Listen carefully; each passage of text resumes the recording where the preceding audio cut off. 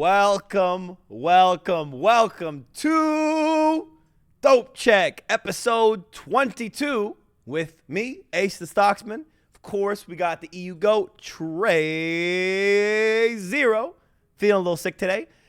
And we got, in some random hotel room, another GOAT, Tactical Rab, and the guy who changes it up, who gets all the numbers down, the cruncher, top dog himself, EasyMac, joins us today for the show. So everyone give some love for EasyMac. Boys, how are we feeling today? What's going on? Talk to me. Whoever wants to take it, please. I mean, what's good, everyone? Good to be back. It's been a busy week here. We went from Toronto to Indianapolis for the 500. Now we're back in Toronto for one day before back to the UK tomorrow to, hang out with my boy Trei, give him maybe some more illnesses that I might pick up. Guy's been going through it the last couple of days, grinding XDefiant. Had a little nap this afternoon, quick little 30-minute nap. And now he's woke up refreshed and he's ready to go. He's sounding good. Absolutely. How many gold guns you got already, Trei? I've got 8.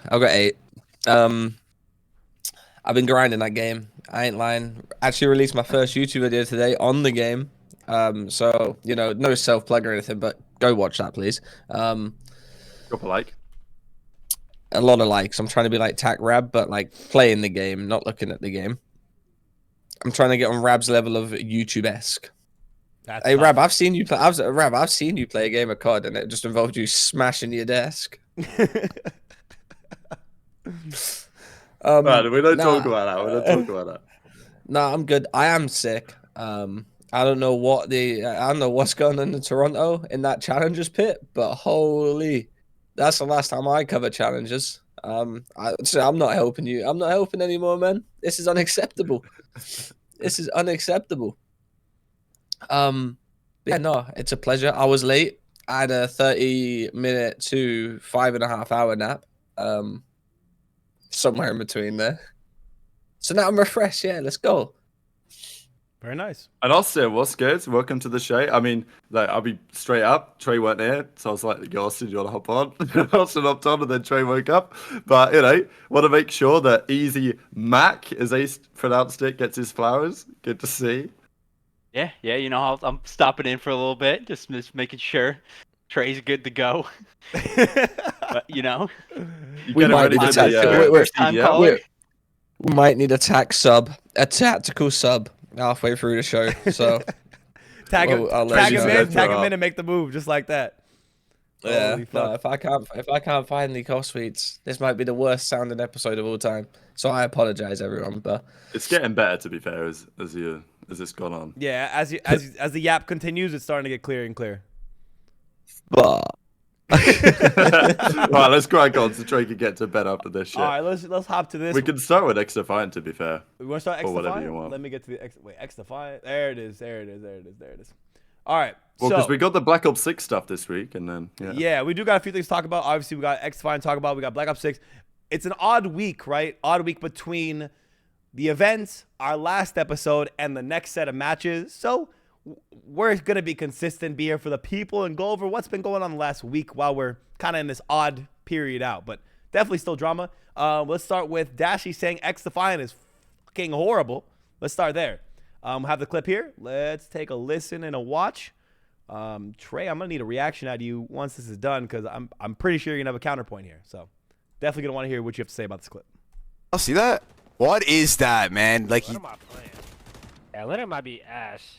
Oh, this might be a sweaty lobby. do y'all see that? Like, why does it feel like there's somebody always pulling? Like, dude, this game is horrible. It's clunky, bro. This shit is ass, right? Yeah, how do I change this shit, bro?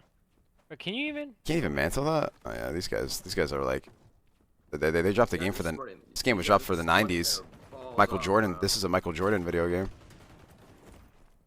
Alright, lock in. I'm going.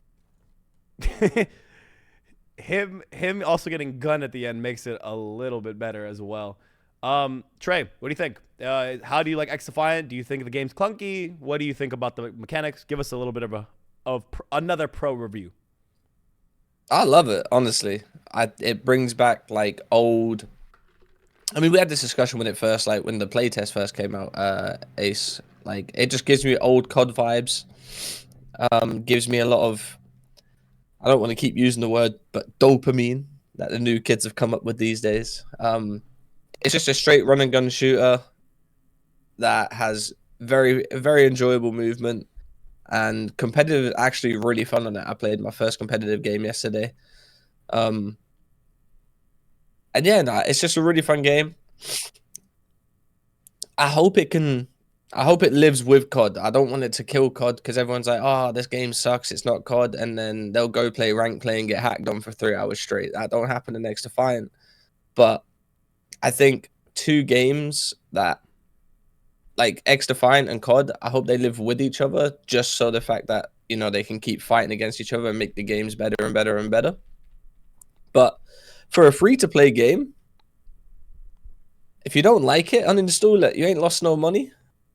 Don't complain, just uninstall it. It's probably one of the greater free-to-play games that I've played. I've put in so much time and effort and everything into it. I truly believe it can be a very good game.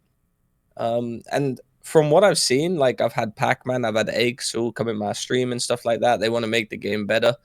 They want to see it grow themselves. So I don't see the issue with 2 games, you know, being in a battle together and lasting together. Like I don't see how that's an issue, but there's a lot of weird COD people. So I only see one of 2 opinions. I either see the game is great or the game is absolute dog shit. Like I've not seen, which just confuses me because I don't know if it's like I haven't played it since the release, so I can't really comment. Like what would you change though, Trey? Like because the Pro League wants to come around, I'm guessing. People are going to say, oh, it's not comp ready or whatever, right? Things are broken, things are too powerful. They have the same discussion in COD like every single year with no, you know, it's always the way it is. But people have said, oh, it's not esports ready and all this. So, like, what would your feedback be to Aches in terms of making the game a bit better? see, I don't understand. Like this game's probably more esports ready than COD is. Really, because I kind of feel like they've kind of made the game around competitive with the game modes and stuff like that. We've got Escort, which is you know, let's take a robot to the place, you know. We got Zone Control, which is it's like an old COD game. I don't know if someone could help me out, but it's like Zone Rush Control? from it's like Rush from Battlefield, if you know what I'm saying, where you have to get 2 points and you progress over the map. It used to be a game called War in COD or Momentum. Yeah, It's yeah. called in Advanced Warfare. Yeah, I think Momentum's a good one. But yeah, no.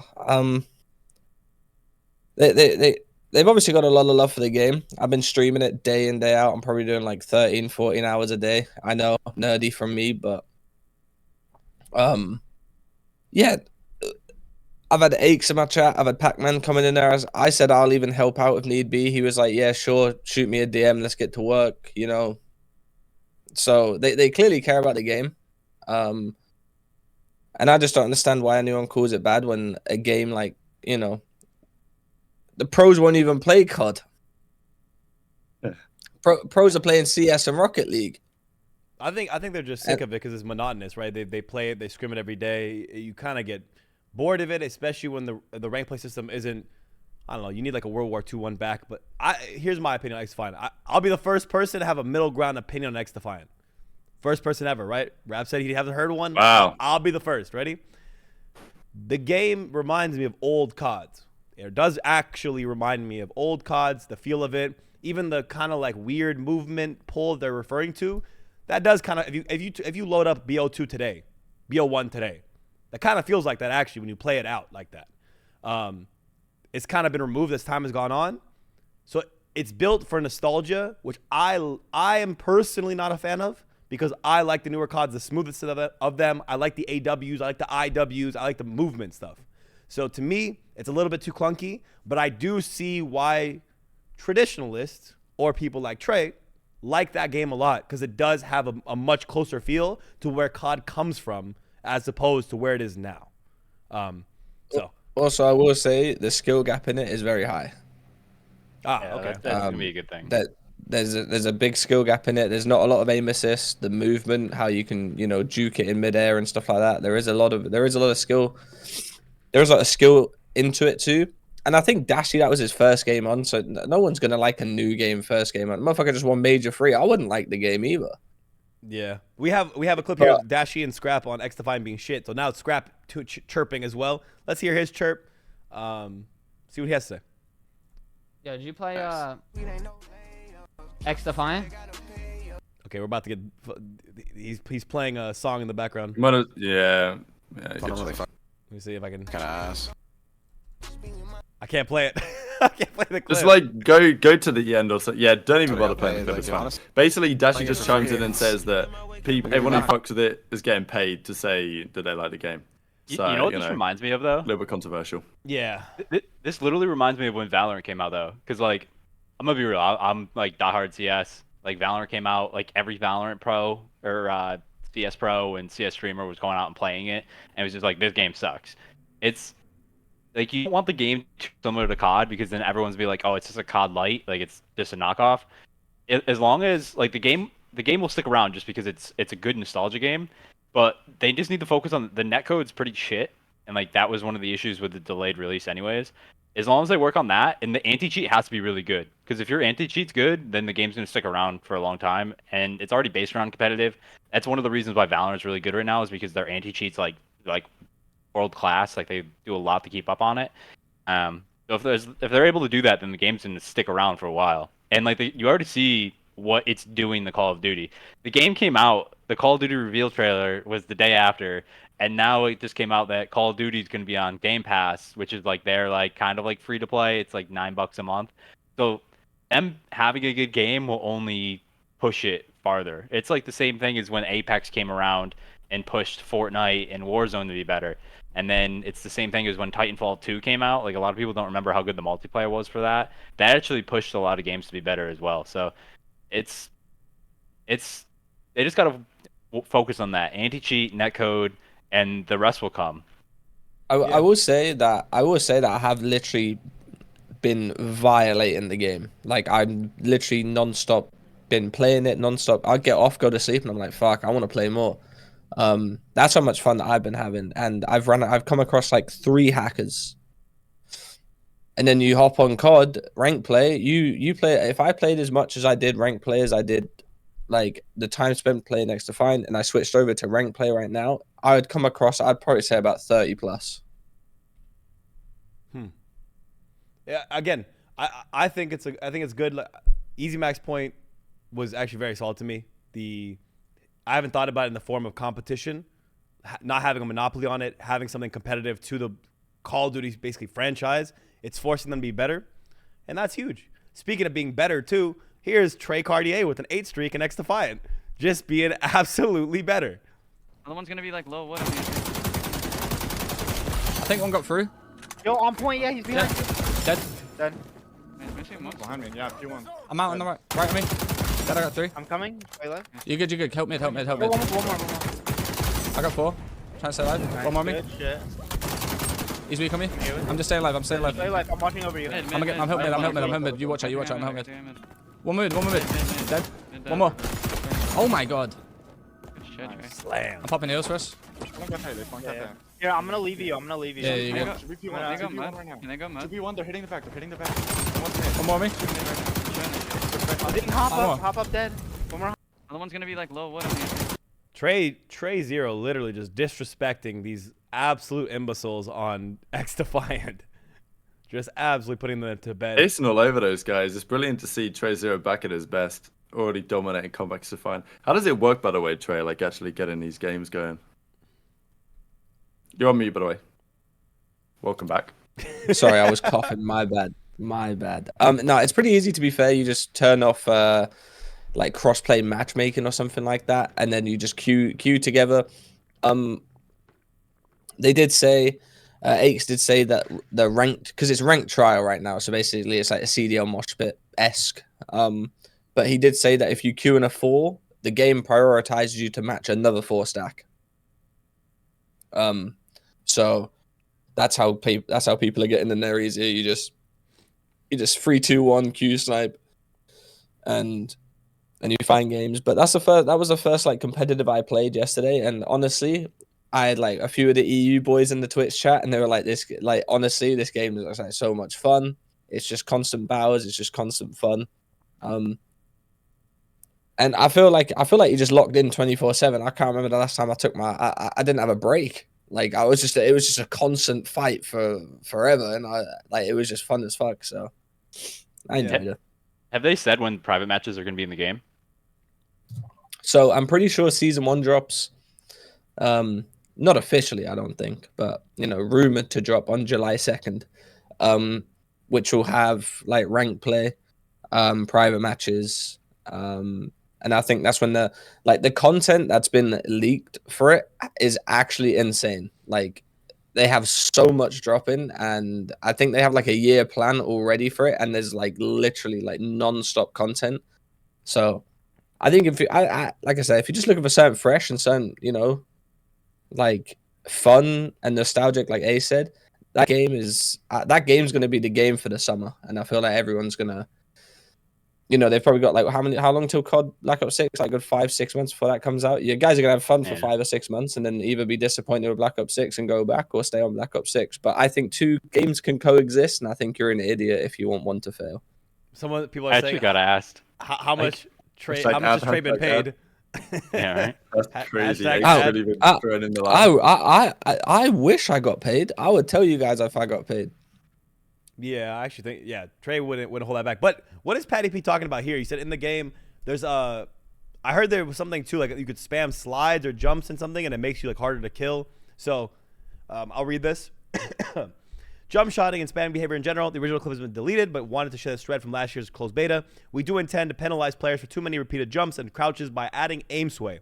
This was disabled after our tests while we made some needed improvements and unfortunately did not make it into time for launch. But rest assured, we will get this into the game as soon as possible. We absolutely want players to use our mechanics in game and not feel restricted, but there's a sweet spot between intended use and spam, and we want to get that right. Wakes, I do like, again, this speaks to the fact that he sees what people are saying, he sees what the fan base, the player base is saying, and actually doing something about it. So I do believe in Aches to make one of the most competitive games, considering, he's a legend himself and he thrived in competitive CODs, to be fair. So I actually do believe in his ability and the team's ability to make that game comp viable, and they're continually implementing updates. So W, but I mean, there's also rumors that S&D and CTF's coming in for it too, so that would be good. Is that bunny hop spam, by the way, Trey? Was that what he was talking about? I think so. Yeah. I don't know. He's talking about like just the clunkiness of the move, and the people talk about like exactly that they're trying to address what makes it feel that way. Because I guess like their plan is to stop people snaking and stop people bunny hopping, but like maybe the way that they've executed that feels clunky to some people. I mean, listen, I'll be real. If you don't like the game, you probably just suck. So says every person who's good at a game ever, by the way. But like if people don't like a game, they probably suck at it. You know what I'm saying? That's. I ain't gonna play a game if I suck at it. Matter of fact, you don't see me on CS. but I actually rate, like, I could say if a game's good, I love CS, but I just suck at it, so I won't play it. If the movement on XDefiant gets cleaner and it doesn't feel clunky, I think that's the point where I see like not only competitive fans but more regular COD fans moving over. The casuals actually moving over. I think casuals. To me, it don't feel clunky though. That's personal opinion though. I think that's the one big difference where some people find it clunky and hate that and hate the game, or like you find it smooth and fine and you love it. Personally, I like the mechanics. I like the gunplay, but I don't like the movement mechanics. So that's what holds me back from really jumping on there. And I prefer COD's movement. It's smoother. It feels smoother. But if they fix that, XDefiant will have a new fan in me, and I'm sure some casuals will come in as well. So it could be server related too, Trey, right? Like, cause like you're EU, and I'm sure like some of the NA servers are probably just swamped, and that with the netcode issues, it could feel a little bit more clunkier too when you're like that. Yeah, that's probably the only thing that's the issue is probably netcoding. I haven't had a big issue with it, but obviously I'm not going to sit here and say that thousands upon thousands of other people aren't having an issue with it. Yeah. But also, my opinion is skewed because of how good I am at the game and how much I am enjoying it. You know what I'm saying? So This guy said, of course, Lamar's cousin has a movement issue. That's fucking comedy.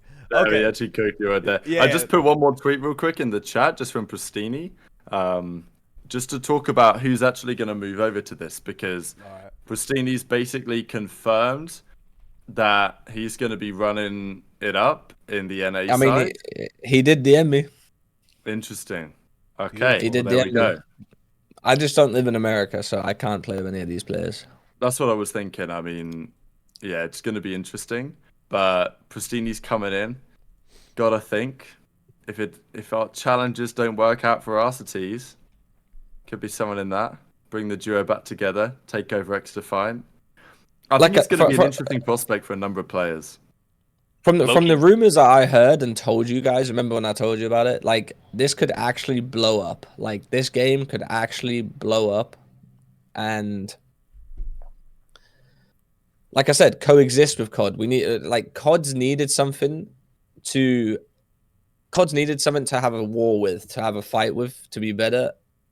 And I think this is the game for it. There's not been a good FPS game, and I feel like this game can coexist with COD.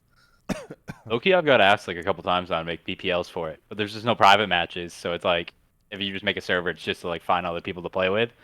That's why I was asking too about the private matches, because that was one thing. One of my old mods, Kem, was just like, yeah, we got to get that running right before it's gonna drop.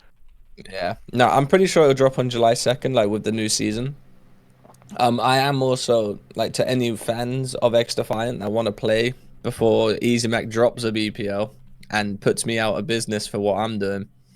I'm making a Discord, like, for like all like the competitive players that want to play and don't have the ability to find people to play with. So I'm making my own Discord that drops tomorrow. I've got a whole like crew working on it. So I'm trying to do something for like the XDefiant comp scene. So if you guys like Call of Duty, not Call of Duty, fuck that game. If you guys like XDefiant and you and you want to play some competitive XDefiant, that will be live tomorrow. So beautiful. You asked for the Bants, did you? After going all the way to Brampton for your haircut? Yeah. No, Bants popped in and said, "What the fuck is on my head?"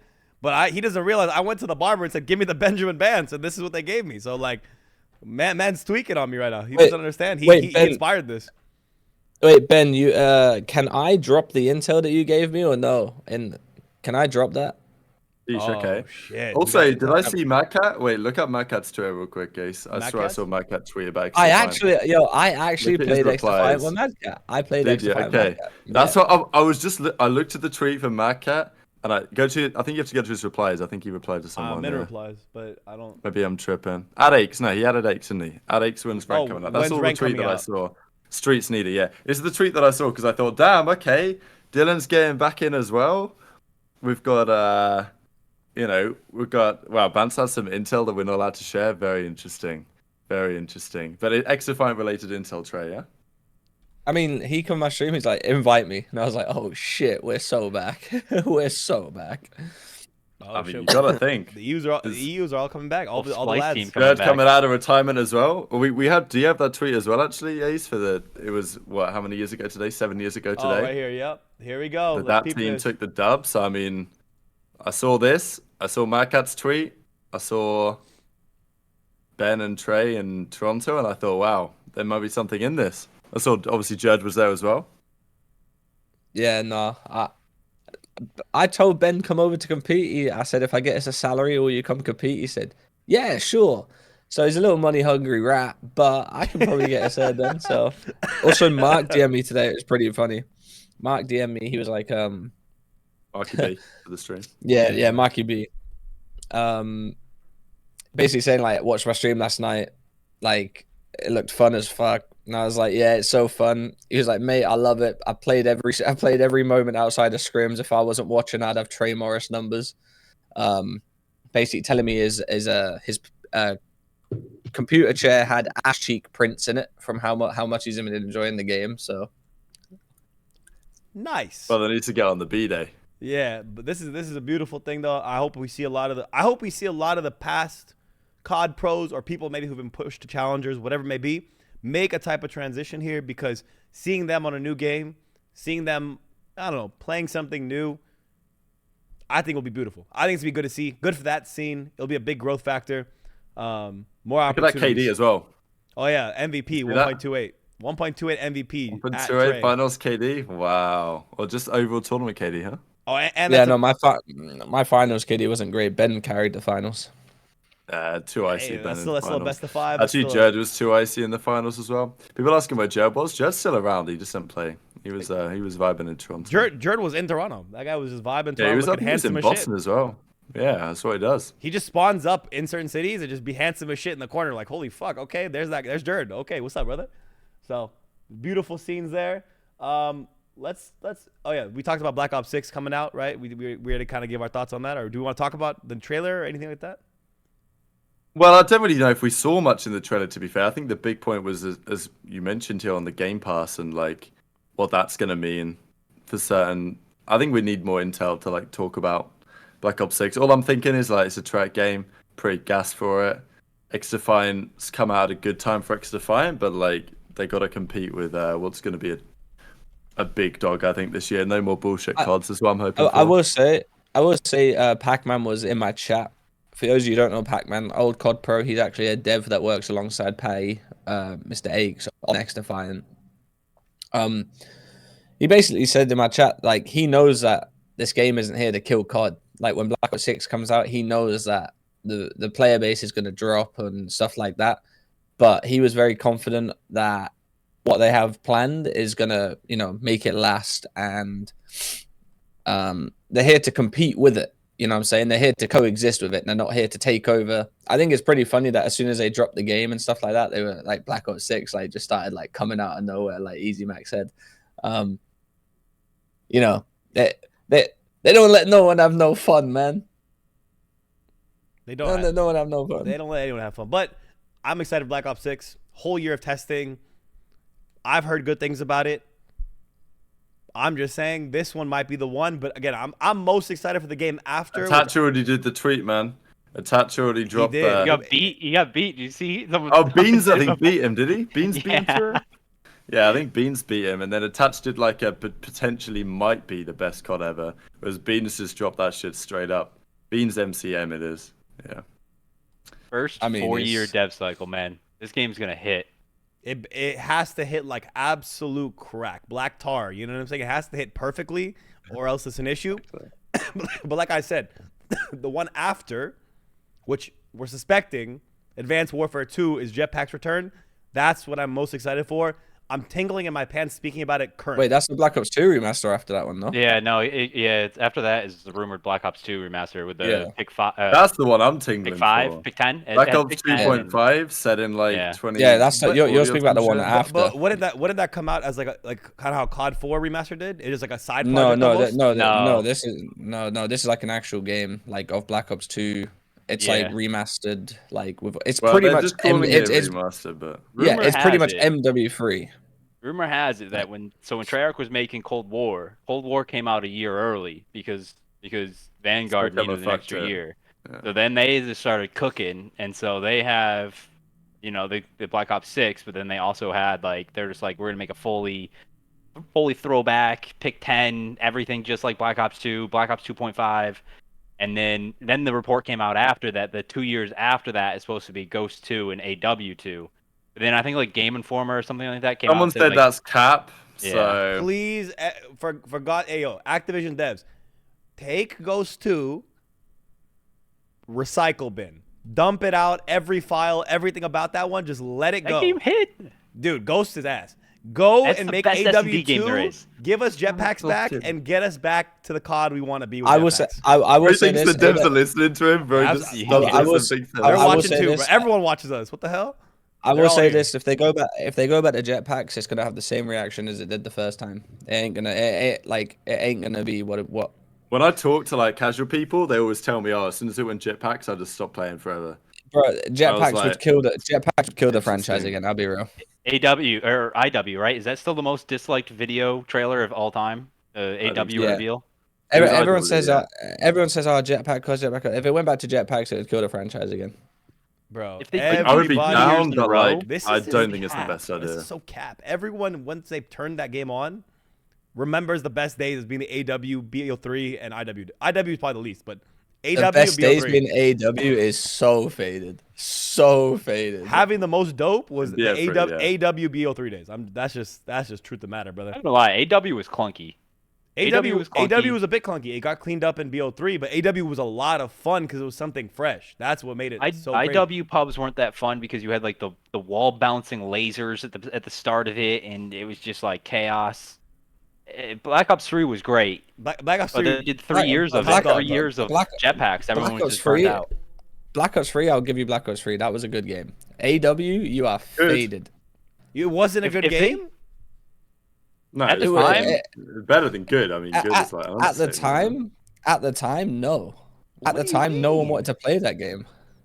But okay, to be fair, no COD Pro ever wants to play a game when it first came out. Everyone's just bitching at the start of every game. Basically. No, I enjoyed it because it was straight up like, you know, it was like how XDefiant is right now. It's a straight up just run and gun world star, fucking everything like that. But I'm saying you release AW2 right now, it ain't like AW2 is not hitting like crack. I don't know where this thing comes from. No one liked AW2. Like there's not a soul that liked AW2. Everyone hated the pubs. Yeah, AW1. And like the ranked No. play that came out late, didn't it? It For wasn't AW? anywhere close to the beginning. And also, Yeah. you could Yeah, no, use it's never. bloody guns when the supply drops in ranked. So it was the most bullshit ranked system ever. Because I never got the Speakeasy or the Obsidian Steed. Yeah. There's a I played a reason lot they of went that away game. from there's a reason they went away from the jetpacks because it weren't hitting. Bro, and then it's just died further since we've came back. That's all I I think gotta it would be like, I think for the competitive scene and stuff, like for actual good players, it would be killer, like to have it back. But I also think that XDefiant would be foaming at the mouth if jetpacks came back because I think they'd be hoovering up players, Yeah. like more casual players and stuff. say. Look, I'm gonna say I don't care if I'm it's still jetpacks. crying about my supply drop. Like, yeah. I don't care if actually it's true. Never jetpacks got or over it. boots on the ground. It needs to have a good pubs for any Call of Duty that really hit, because like, everyone gets bored of ranked playing cheaters. Like if you don't have a good pubs just to, listen to music and grind and just play, like, it falls off. Yeah, That's I yo, feel like every bad Call yo. of Duty, you look back and the pubs were shit. and also- I have a okay. feeling. I was gonna say I have a feeling that COD's gonna try and look at removing like skill-based matchmaking for the pubs. I have a feeling they're gonna do that because everyone's been gassing how good it is on XDefiant and saying how much they've added like fun, just hopping on, just chilling. And I feel like COD's just gonna come in and remove skill-based matchmaking, take it back to how it was like back in the day, just to be petty COD again. I mean, I'm here for it. It's tippable. It's kind of Oh, hilarious. 100%. That's what it takes. But hey, I'm here for it mean- too. any Dude, means to skill-based an end, matchmaking shouldn't exist when ranked is there. Skill-based matchmaking is ranked without the elo and no rewards. Like Yeah. what Halo 3 used to do with like every single playlist had a 1 through 50. Like Slayer, you could get up to a rank 50 or 55 or whatever it was. Like everything, SWAT, CTF, anything you could get up to. It had like its own little ranked playlist, and it gave you rewards. It gave you the feeling you were playing against people at your level. And then when you played pubs, it's just whatever. Like I don't understand why skill-based matchmaking exists when ranked exists. Just push people to Someone rank. said- So they, like so weird. Someone said no, they won't because the casuals love skill-based matchmaking. Bruh. The casuals don't Okay, even. go play silver ranked. No, Go play no, no, bronze no. ranked. I don't know. There's not a Pull it single. back. There's not a single motherfucker that likes skill-based Pull it back. No, matchmaking. no. Y'all pulling it back. Y'all are going too specific. Pull it back. We're all competitive people who watch all that, know a lot about COD, and are very in depth. Most regular fans don't even know skill-based matchmaking is a thing. They don't even know it exists. They just turn on the game, hit a pub, hit TDM, and just play. So whether it was there or it wasn't there, I actually don't think that most fucking, let's say, 12 to 19-year-olds, 20-year-old kids who are just loading up pubs having fun even know what that is. So as long as, going back to EasyMac's point, as long as the pubs are fun for the casual fan to get more in-depth, start wanting to learn about COD, wanting to play it competitively, wanting to care about it more, the same way we were. Like, we happened to us when we were younger. That's what translates to a good game and to viewership. Otherwise, yeah, COD will die. That's the sad part. If the pubs aren't good and there's no road from getting to pubs to liking competitive, no chance. We falter very, very fast. You guys didn't hear that shit on the mic, no? This like, What just you didn't happened? hear anything from my mic? That shit was crazy. I saw this massive flash of blue and the loudest roar, like clap of thunder I've ever heard, and it's absolutely pissing it down here in Toronto. Dude, last night in Dallas, storms in the US right now are crazy. Yeah, actually, in Dallas, if you look on Twitter, like, bro, no joke, sirens are going off. There was floods, thunder. There was wind hitting so hard it opened up the balcony door we have somehow off the hinge, and it pulled it out. It opened the door and slammed. So it was the fucking apocalypse last night over here. Still got power? You live in the bougie shit. Yeah. We got the direct line. Yeah, we're good. I'm locked in with direct internet line, power line. My shit is, if I touch it too close, I get zapped. Like, we're right there, brother. We're literally locked in. So Dude, that's why I live on the East Coast, man. No earthquakes, no tornadoes. You got snowstorms. That's not scary better. shit. Dude, in Boston, we don't get any snow because we're like next to the water. So like, you get like cold weather for 3 months, and then it's like fine for the rest of the year. And I don't have to worry about a tornado touching down or earthquake. Ain't no tornadoes in the UK. Ain't no earthquakes in this bitch. We're straight up loving life of it. The weather sucks, but Yeah, but you guys don't know what an AC is. Y'all don't know what AC is? Actually, you're speaking to one of the richest in the cool. Two things. You're speaking to one of the richest in the cool. I got AC. All right. One of the richest in the cool, he says. Absolutely. Well, let's go talk about this Cellium Index. Percent of series player finishes with above a 1.0 KD, which is typical. Cellium clears bigly 94% of the time, which I think this is what this is saying. 94% of the time, he ends with above a 1.0 KD. Positive. He's dominated or the stat negative? for years. This is why we call it the Cellium Index. He's not dominating it as much as he usually does, though. Like, Anyone want to guess? Simp is a big standout here. Guess He's what? gone negative in 2 series. You want to guess which 2 they were? I Okay, bet Rap LAG. knows. LAG said? Nope. Well, I know No. one, because one was at the Major when they played OpTic. Yeah, when went was the other one? Was it? Wow. Was it a bum team? No, it was I'm gonna guess. it was grand finals Major 2 against OpTic. When they won, that was his interesting. only other negative series. So both series are against OpTic that he's gone Yep. negative. Huh?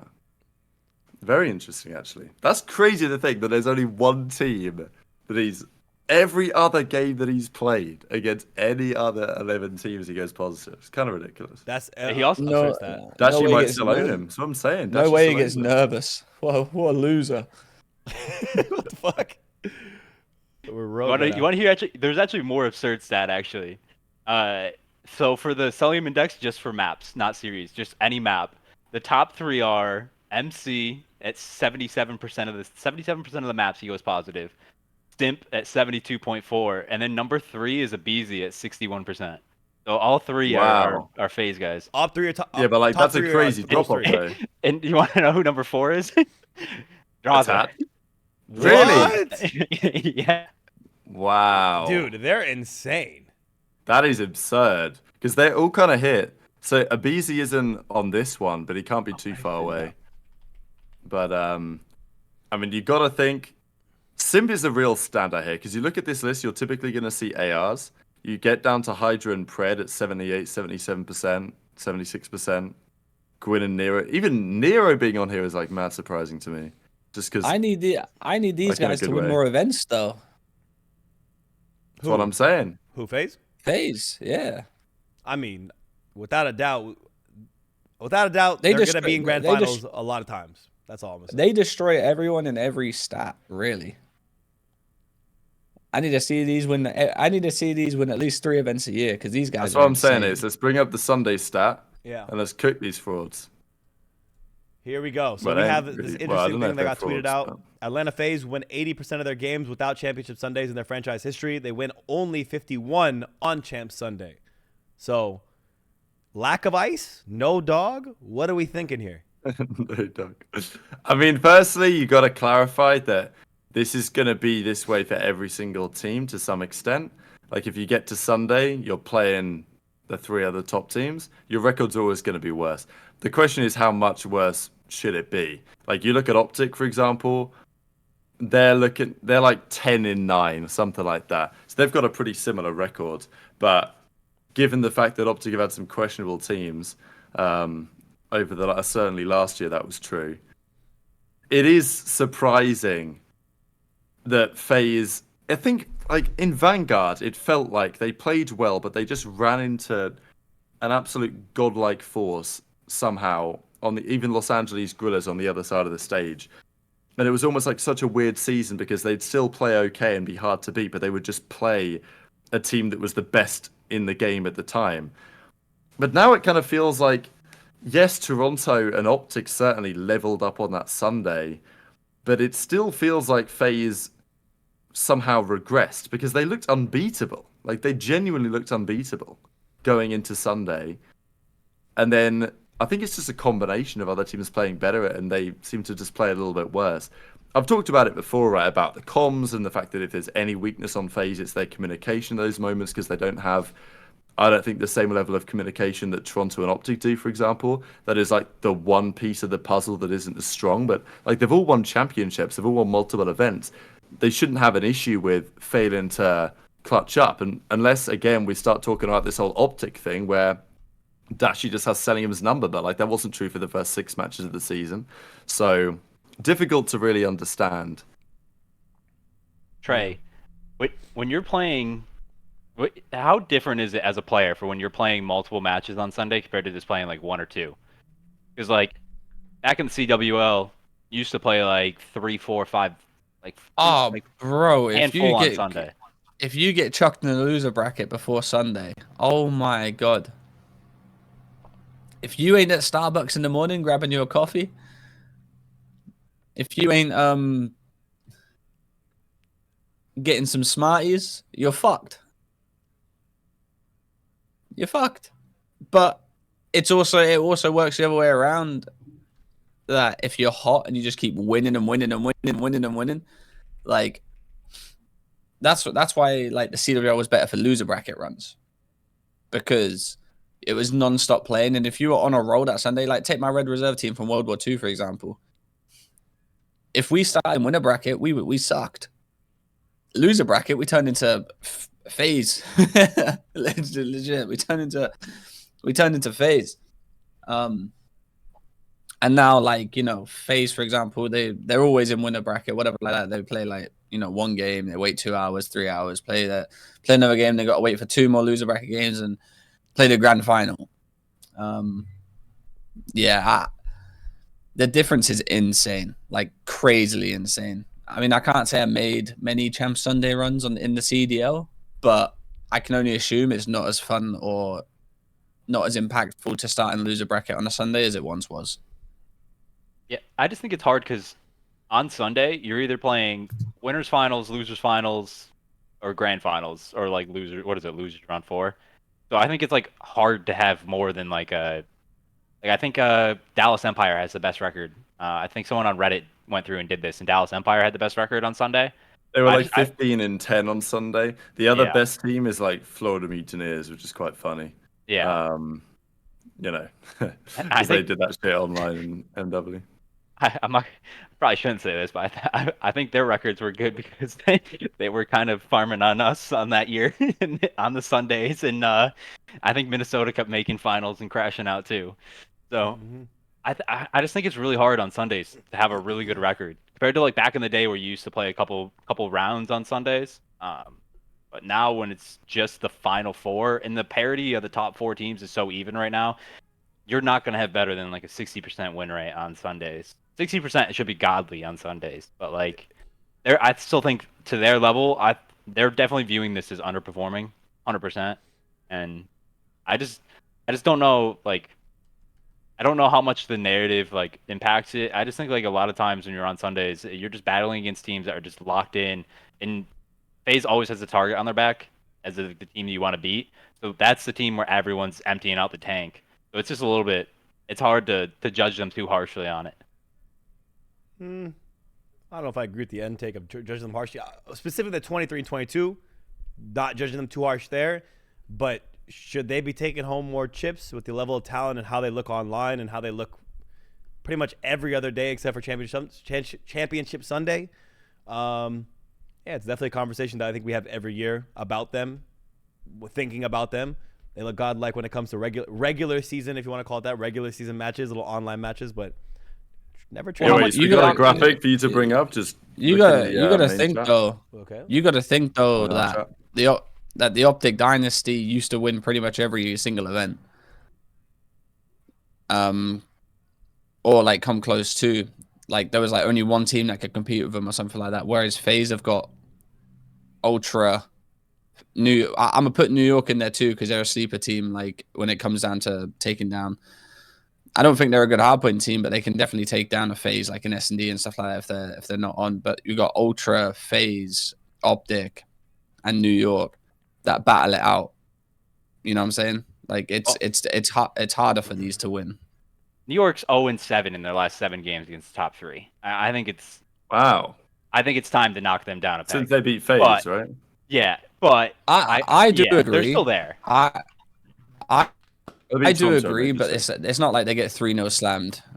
It's not like they get 3-0 slammed. They do actually keep a series close. Well, they did against FaZe, but I'm and gonna be real, OpTic. though. They went last map versus OpTic. Like, how much do you guys ding them for losing Major 1 and 3? Like, I think Toronto was the team in Major 1. And low-key, I actually predicted OpTic was going to win this past Major because I thought their S&D was going to be better. I thought they were going to be a little bit of a better team. But, like, it's hard to win 2 in a row. But, like, how much do you guys ding them for losing those? I think Vanguard, I think the end of MW19, I think those are different arguments. And, like, obviously, like, last year, like, FaZe didn't make a ton of grand finals. But, like, how much do you ding them just for, like, Major 1 and 3? Major 1 is like whatever. This one is a little bit. This one's just a bit strange because they just all of a sudden lost 5 out of 6 search and destroys.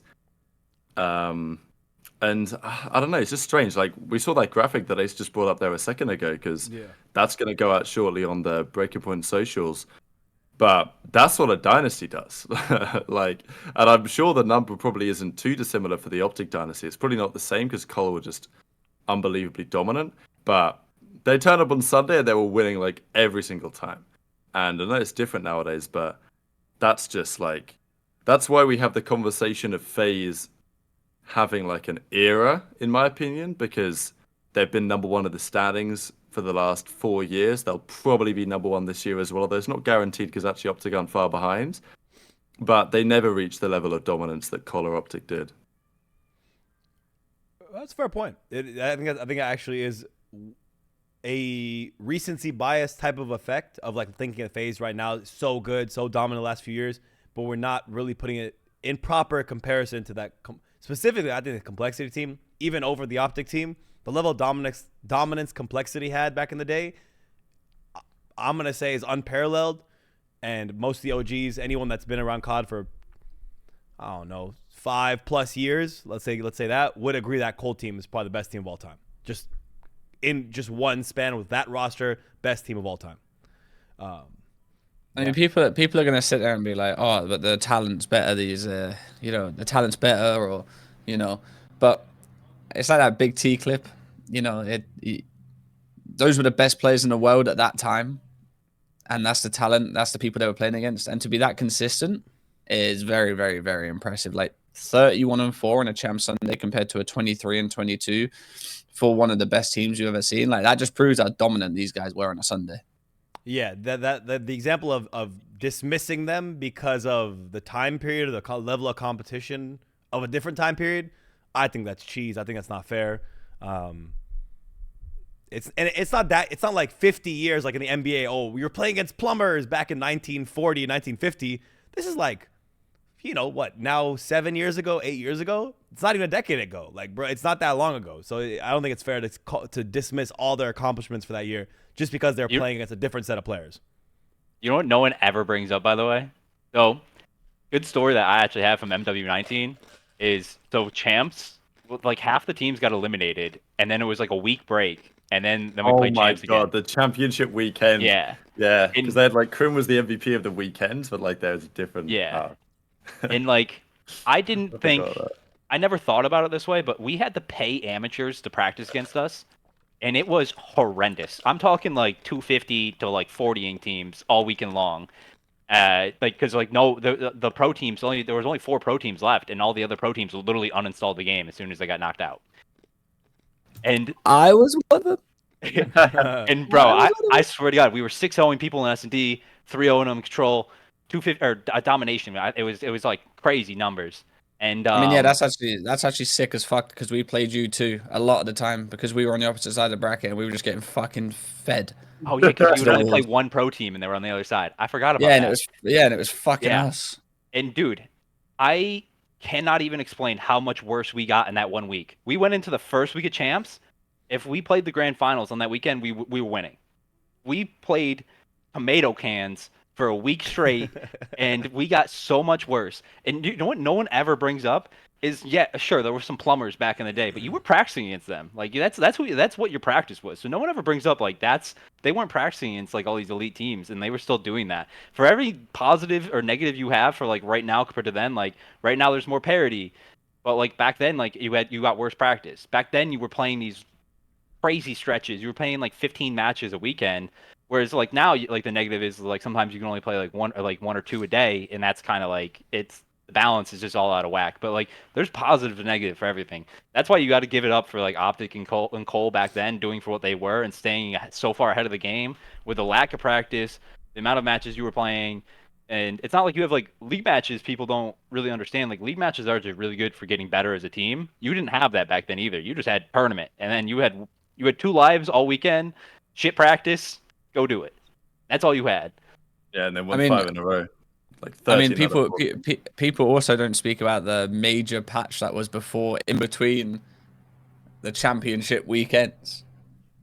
Yeah, there was a patch that dropped Wednesday or something like that, which made your MP5 zoom in more. Yeah. And because the amateurs didn't have CDL accounts, we all had the practice on the old. Dude, that whole week No. I remember Parasite tweeting. He was like, "Look, you can pay me to scrim you if you want." Like, no, but Austin, we didn't have the luxury of playing on a different patch back then, so we had to play with that patch. Yeah, we didn't have the luxury of like CDL changing patches on account, so we got actually violated that midway. We had to, I think I changed an attachment on my MP5. I forgot you guys were so good on that first weekend too. That was such a bad format. Hey, I don't want to gas me and Shawnee up, but fuck me, we look good. Like that team was fun to watch that year. Brother Waskin just camping at the back of Art Club Peak with the sniper, last alive 1v5. I begged our coach to stop playing Piccadilly. I think I watched that map through a sniper scope. Speaking on the GOATs, the good times, you know, the best of the best. Nadeshot talks about his COD Mount Rushmore. Let's see if we agree with his take or disagree with his take. Yo, Nadeshot. If you had to make a Mount Rushmore for COD, who's on it? Mount Rushmore for COD, who's on it? Yeah. Nadeshot. You, and that's tough, bro. I don't know. You can't have Formal on there, bro. He came in too late. He can't be on Mount Rushmore. I'm tripping for that. Flip it. Nah, I'm serious. Like, he just wasn't in for long enough. I know, I'm just trolling. I'd probably put you up. You, Crim6. And there's different ones. It's like there's influence, and then there's like one for like. Yeah, the GOATs. You do players, owners, you know what I'm saying? fucking. Yeah. Throw Hector. Who else should you put? Matt. I guess you got to put yourself. Man, I'm really about to be egotistical and shit right now. I'm just gonna do players. I'm saying Crim, Scump. I honestly, I probably gotta put Simp up there. Holy shit, Simp the pimp getting a shout. I feel like Simp deserves it at this point. The absolute pimp himself.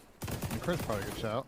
And it's weird not to put a BZ with him, but like Simp kind of covers those two things. I low key, just out of their success from all the teams that and games that they've won on now, bro, I might even put Kenny up there. Holy shit, Kenny. Quavo Ken Kenny's getting a won shout. for LAD, TK, OpTic. He's won in every like era of COD, basically. So what's your okay? Let's hear it. You said it's me, Simp, Kenny, and Grim. Yeah, I don't know. I kind of got. I always say it out loud. You kind of put me on the spot here. I don't know about that one, champion. I'm just trying to account for so many different things. I'm trying too hard. Just let it flow. Let it flow. Let it flow through you. Shut the fuck up, Ben. Yeah. I mean, I'm trying too hard. Sorry. I don't know why I agreed with him, Ben. Get on it, Ben. Get on it, Ben. I'm gonna pause it there, but him telling Ben to shut the fuck up right there is just, that was so fucking funny. Listen. Bro, how are you gonna? In the replies, just real quick, he does say that like this was kind of just general discussion around the topic. I think he came up with like another list. He didn't actually reply. He should have said what the list was because I couldn't find the clip. Like what he actually said was his real list or whatever, which apparently he said. So I think just what I found interesting was like the general discussion around the topic. Some of the players that got mentioned. Obviously, maybe a little bit of LA Thieves bias in the Kenny pick, but yeah, go on, Trey. I was gonna say, like, obviously the list isn't true, but you can't go, yeah, Formal weren't around long enough, then whack Simp up there. You know. The thing is, Formal was actually around for like 9 years, like 8, something like that as well. It's Because it was crazy Ender as Ghost well. until Cold Wars. It's like 8 years he was around for. Bro, my brother DB3 didn't get a shout, man. He didn't even get mentioned. Yeah, that's tough. That's tough. DB3's that like going after, you know, for me it's Crim, Karma, Scump. And then you can argue with yourselves at the last one. That's my 3. You know, I might as well knock Mount Rushmore down when, you know, just rebuild it with 3 motherfuckers because they're my 3. Wait, I got you right now. Ready? This is how you have to do it. What's your MLG CWL Mount Rushmore? It's really easy, right? Scump, Karma, probably Brim, and you can do Formal or Clay, right? And then what would you do for your CDL Mount Rushmore? Because then that takes away the nostalgia with the current gen. You could do like Simp, Abizi, Kenny.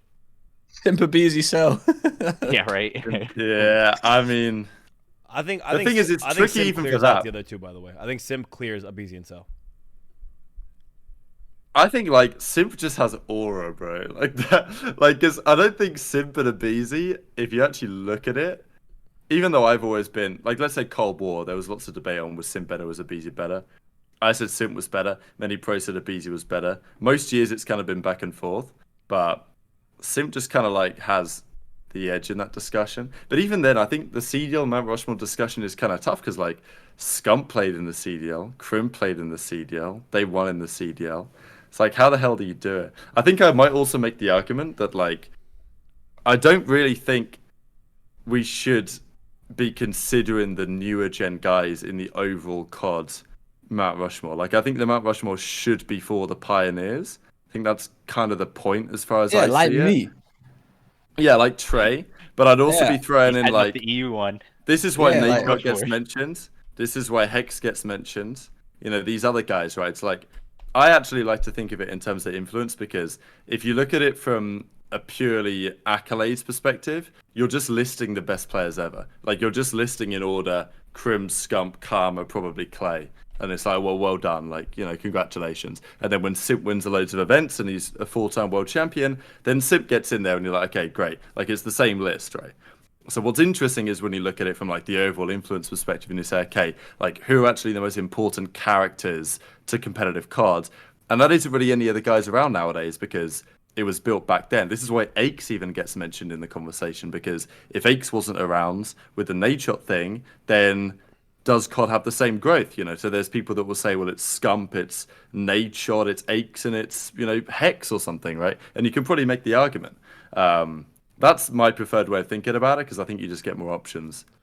Dude, no one brought up like some of those like for the influence ones. It's like Adam App. Yeah, okay, Low-key Puckett. Like I working with Puckett right now just brought back like so many memories from when I was younger. Like Hex and honestly like Nade would be like one of the big influencer ones because he was like the king of like streaming and making YouTube videos with Scump back when they were doing it. I mean, one of my favorite people, like, and he wasn't even playing, but like, you know who had aura? Fucking Mr. X. That's a deep cut shot right there. I wish you'd come back, man. I'm not saying like whack him on Mount Rushmore, but like this guy was like, you know, he had aura like that. You saw him walk past. He did it all. You saw him walk past. Your head turning. Yo, who the fuck is? Yo, that guy looks cool as fuck. What does he do? And then he's obviously like the GOAT coach of COD. You know. And they went on the broadcast. He was a good caster, analyst, or this. Dude, if we're talking full on top 5 list, if we're gonna do this for real at this point, the only top 5, only valid Mount Rushmore list, the only valid list is this: Crim, Scump, Karma, Simp, Nadeshot. Done. Did you just add a head to Mount Rushmore? Yeah. You don't, hey, I'm in America. You don't know what that shit looks like, okay? She's allowed I know what it to. looks like. He goes, I'm Hey, adding a whole ass new fucking head to Mount Rushmore. We're adding What did a you whole leave head off? to it, You left bro. off Formal and Clay, right? Yeah, I did. That's why that shit's so hard to do. Because again, it all depends. It all acts on why you care, why you think someone's great. Is it because of chips? Crim. You think it's because of straight just talent, I guess? Scump. Talking about branding, Scump or Nadeshot. It depends on what you think greatness is. Because then branding, you put Shotzi in the top 5, maybe 2 at this point, number 5. He's won chips, you know. His brand is huge. So it's kind of a tough argument. This was the whole argument about Shotzi being a superstar. I'm not getting into this again. I'm not. I'm just saying this was the whole, like, is Shotzi a superstar? And then you have to differentiate branding to talent.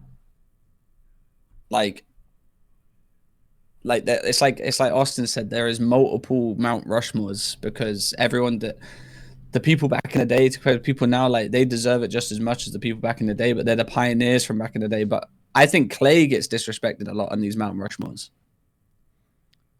Just because I feel like Clay gets disrespected in these Mount Rushmores now because he's still competing now.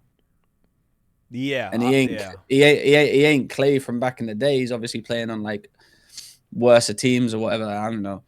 The recency bias is really bad with Clay. It's really yeah, unfair with for him. sure, 100%. Yeah, I think I agree because my other way of thinking about this is like, let's say we did a Hall of Fame for COD, and you've got and it's like, yeah, there's plenty of people you could put in the Hall of Fame, basically all the ones we just mentioned, right? But what order do we put them in? Like, who goes in first? Okay, Scump goes in first. Maybe Nadeshot goes in second, whatever.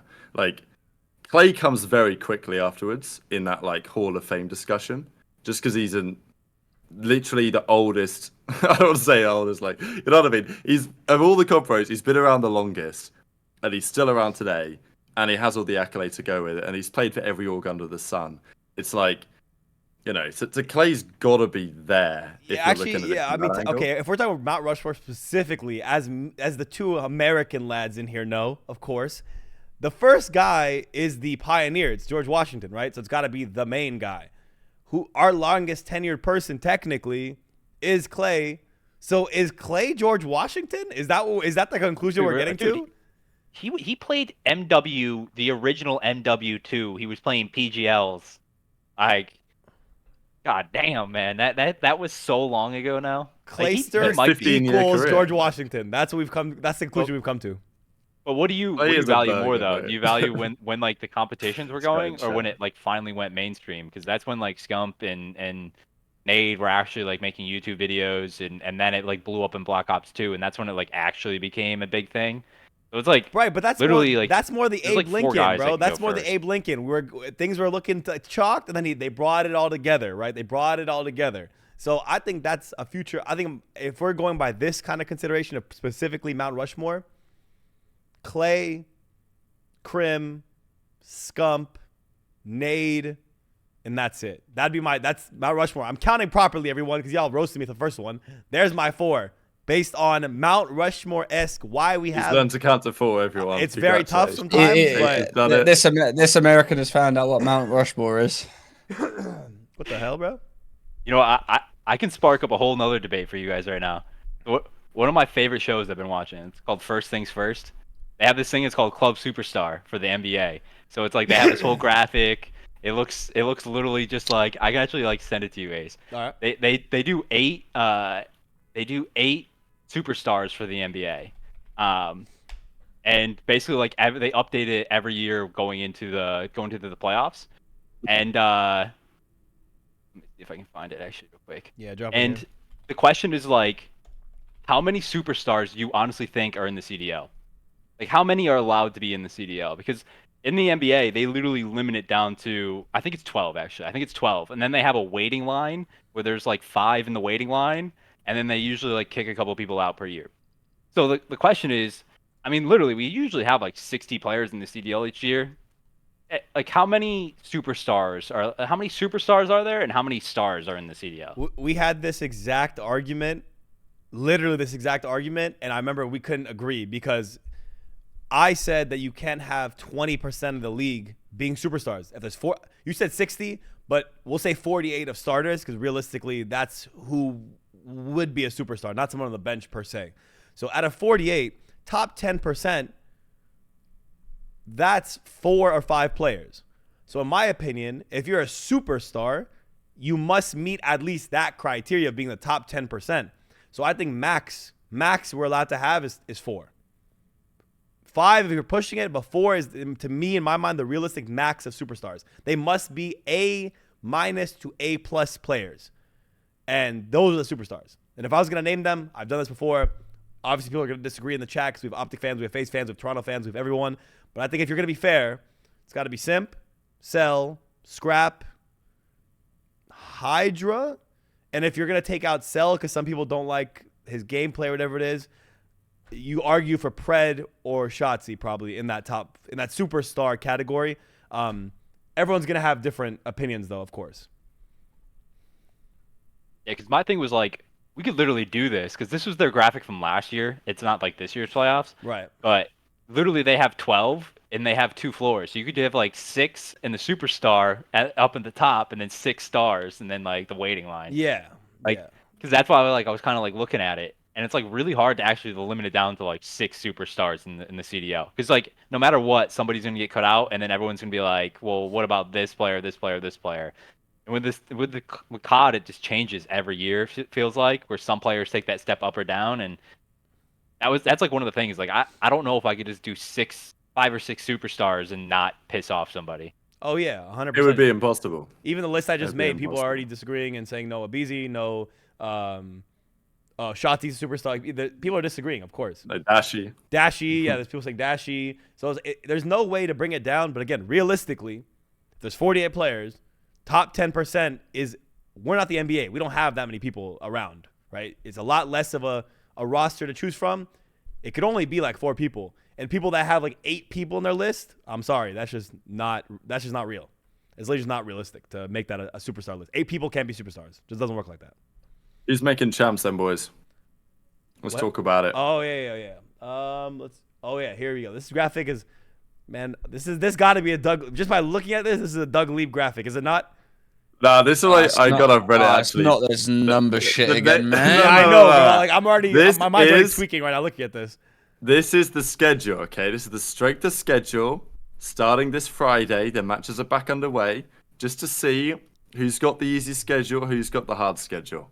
The hardest one is at the top. So Toronto have the hardest schedule on paper. They play OpTic, they play FaZe, they play Miami and stuff, like top seeds. Then again, it's kind of, I wouldn't say it's biased in a way, but like the difference between the 5th seed and the 10th seed is super marginal. Like it's kind of, in previous seasons, the way this is done is probably fair because the relative order of the teams is probably about how strong they are. But in this one, in terms of strength of schedule, you need it to be weighted more heavily towards the absolute top teams, if you know what I'm saying.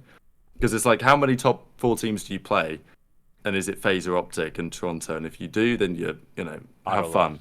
But yeah, Surge have an easy run.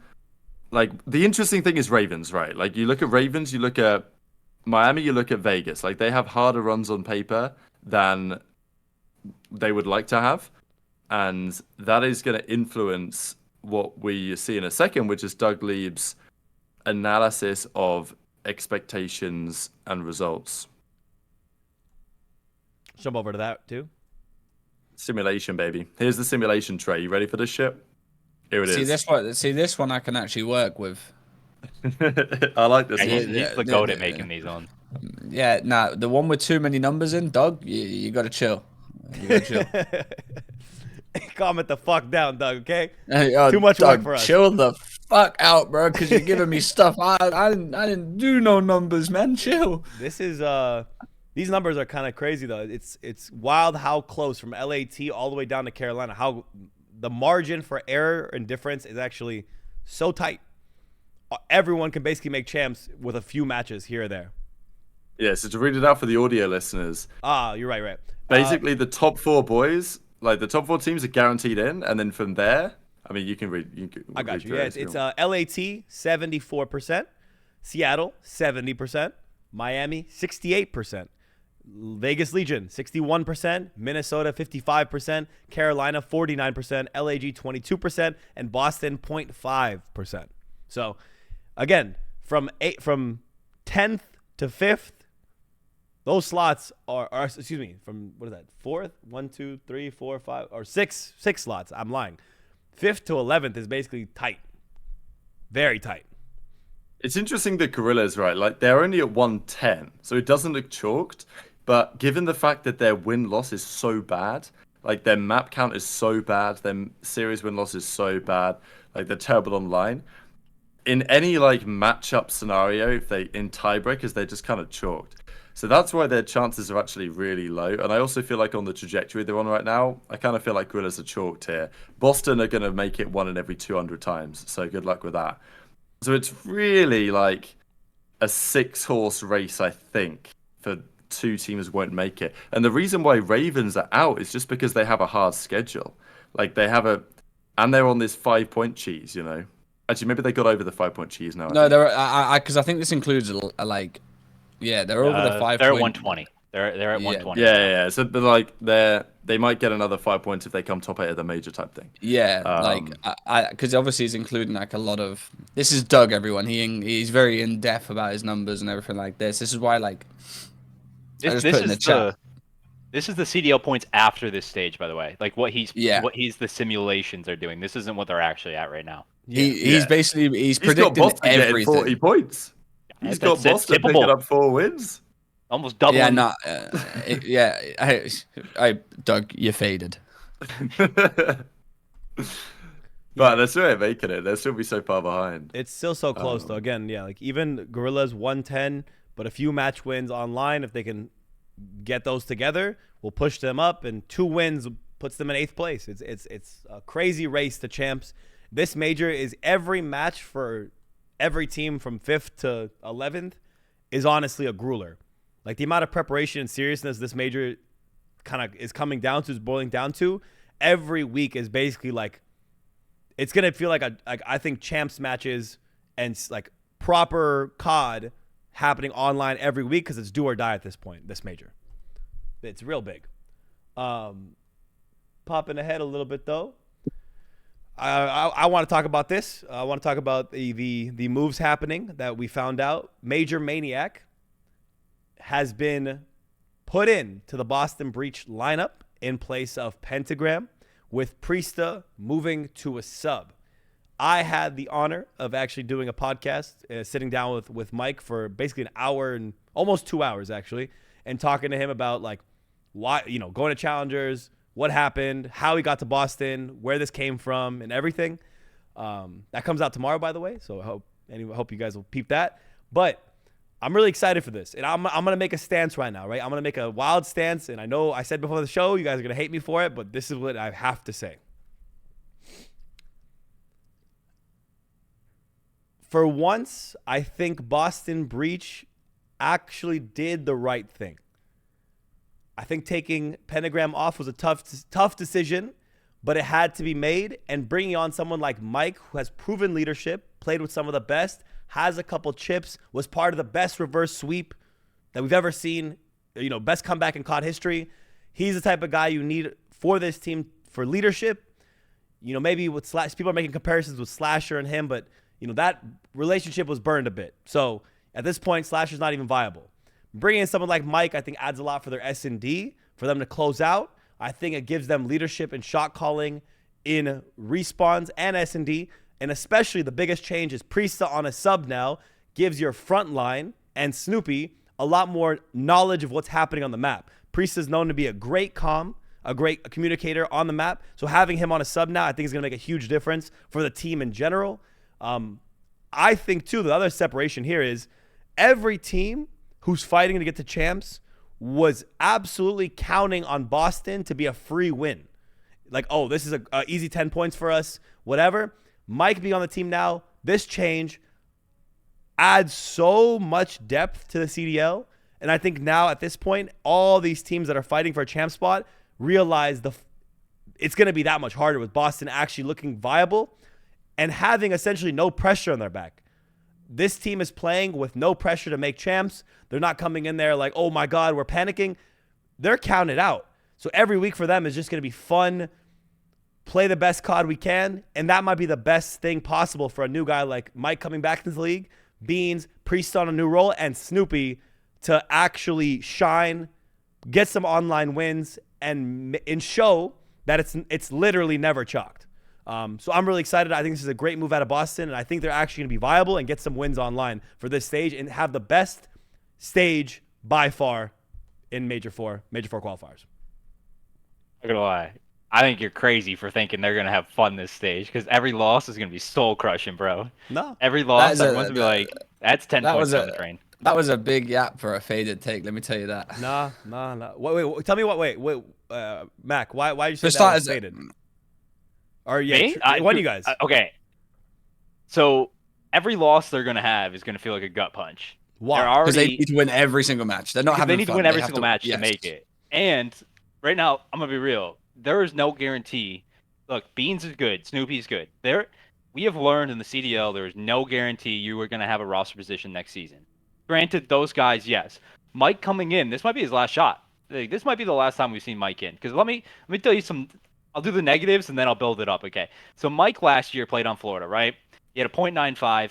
He had the second worst Slayer rating over the entire season. Second worst in the entire season. Second worst in kills per 10 minutes in hardpoint. The worst damage per 10 minute in hardpoint. The worst damage per 10 minute in control. The worst kills per 10 minute in control. And he only had a 1.0 in S&D, right? So that's the bad. That's the bad. The good is he is one of the best S&D communicators, leaders, and he's also not there to put in damage. Like, that's what they have Beans for. He's there to make the other players around him better. He's not there to go put up crazy numbers. The good, I guess, is Boston is 1-6 in round 11s this year, and they're 1-11 in game 5s. They have juice in their veins, like sweet ass. There's terrible juice, and Mike's gonna come in there and he's gonna change that instantly. Like, he's gonna be so much better for them because he's gonna teach Beans actually like a little bit more on the team side. It's going to take a lot of pressure off of the coaching staff. But regardless, like, you got to live with, like, he even said it. He said, I know what I'm coming into. This might be my last shot in the CDL. Like, that's not fun. That's anxiety when we play every bad team. Like, that's anxiety because he has to perform. Preston's my guy. Like, Preston, I think he's a lot better than people give him credit for. I think he brings a lot to the team. But he's in the same boat now where it's like, you've had a couple of like not successful years. Like you were on New York that was really successful, then they moved off of you. And I think New York actually having like not a great year is helping him. But like the year before that, he had a kind of like an off year. So it's like it could be like next year is kind of like a hard spot to find a team. Like, you could be the odd man out next year. So like I think these guys are gonna be sweating. And I think the way the organization approached the break before stage 3, where they it sounded like heads were rolling. Like, everyone was making it sound like heads were rolling from every level of the organization. You had all the drama come out. Like, there's not stability there right now. Like, they're not sitting there thinking, oh, we can just build off of this for next year. Like, it's like we have to have some results this stage or else shit's gonna be changing for next year. Which I can tell you, it's scary. It gets like you're putting in extra work, and then every time you lose, you're thinking, what could I have done better? And they're going to be super harsh on each other. It's going to be really a really stressful split for them, I think.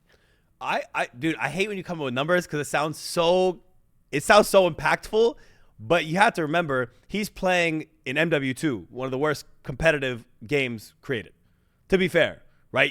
Let's take its stats from a game that's not MW2. That's all I want to say. That don't count then. Okay. I just use that one because that's the latest one. I agree. And again, I think he's actually way better than those numbers. But I'm just saying, like, that's the bad. The good is he's not there to put in the damage numbers. Trey, let's not pull up your Trey. Don't give me that face. I'll pull up your MW2 numbers right now. I'll pull them up right now.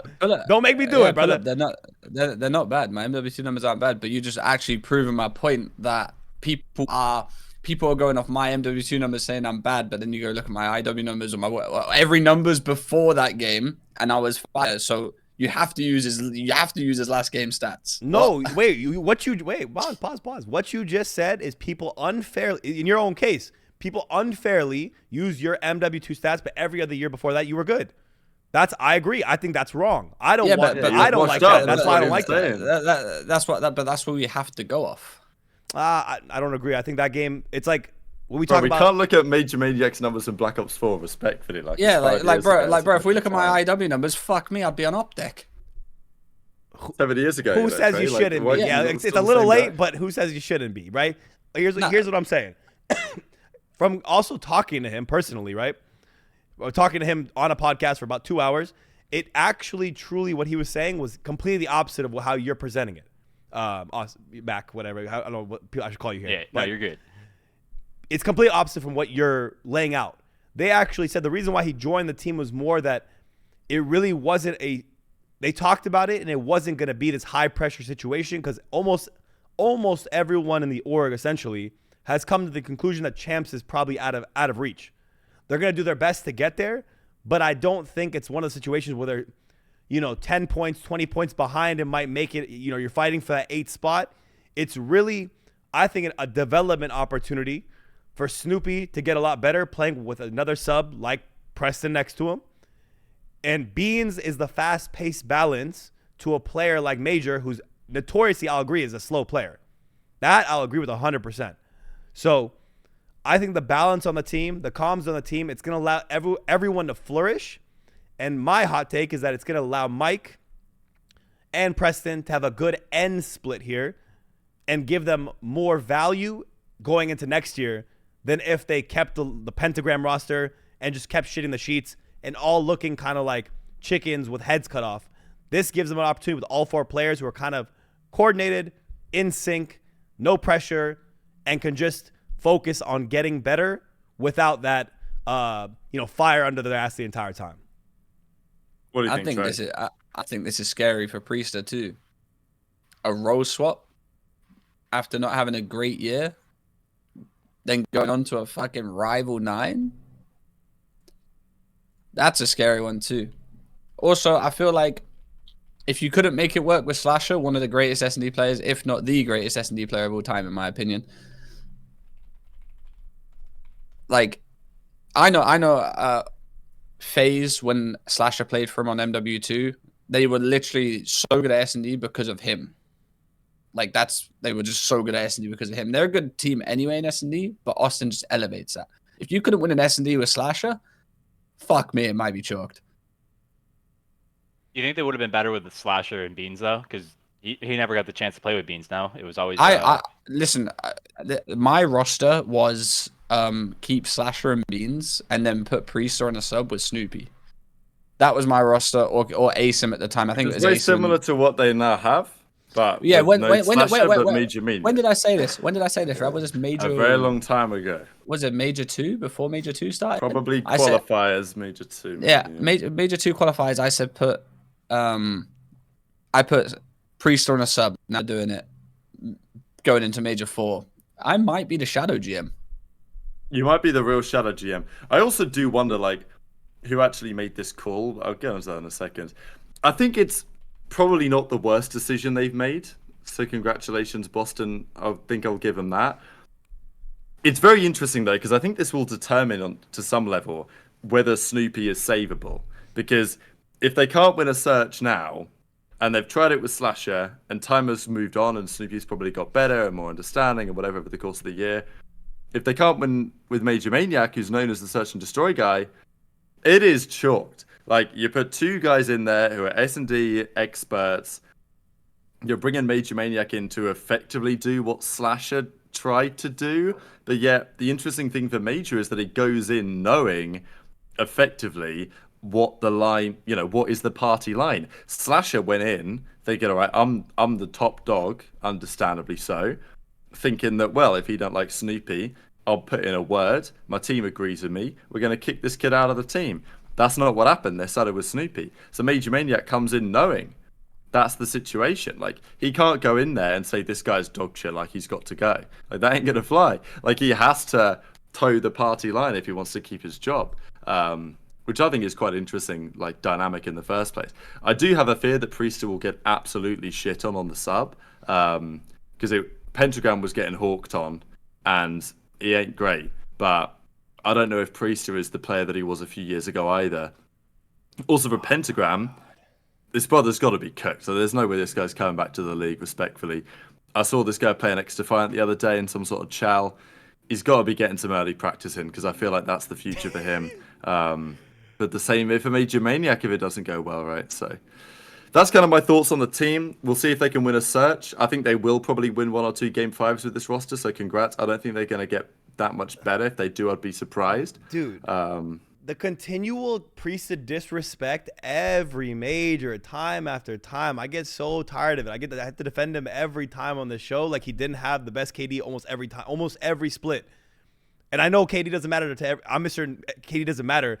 But I think we take a lot of the clips of Priesthood just getting randomly shit on and assume he's ass. That's what's happened. Like, he randomly would get shit on playing something or in a hard point or one control, get slammed, and they're like, yeah, Priest is ass. Separately, the take that you just compared Priesta to Pentagram on the sub. I think that's a fucking crazy take. Because one is a champ, one has played better with AR in the recent years, but did have a tenure as a really good sub as well. And I think anything above Pentagram, respectfully, no offense to the guy, but almost goddamn Dashy could take, I mean, Beans could take out a sub and replace him, and they could get, it would be better for them. Anyone could take out a sub for that team that's, you know, any kind of a tenured pro, and they would have a better chance with that person on the sub, right? MajorManiak could have came in on a sub, and they would have had a better chance than with Pentagram on the sub. Right, you cooked him out of me. I had to for a second. Just my whole point is I hate the hate on Preston. I think now the team is a lot more balanced. And last thing I want to say is about that Snoopy point you've made. Snoopy, I don't worry about him in S&D. He makes some faded plays, but I think the final straw with him is him to see whether him with proper comms happening and proper leaders around him, people that 100% know what's going on, can get it together in respawns and make the right play in respawns when he knows has all the info and everything's correct for him. S&D, he can perform. He's a first blood getter. He makes dumb plays on certain rounds. That's fine. That takes time.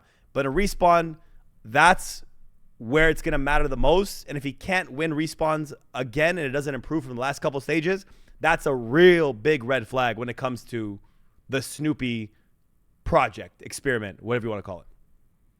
Trey, when someone comes into your team and you make the roster change and somebody comes in with a completely different pacing, how bad does that mess up your rhythm? Because that's my thing with when you look at S&D. So Preston's actually been, people aren't giving him enough credit. He's actually been a very, very good control player this year.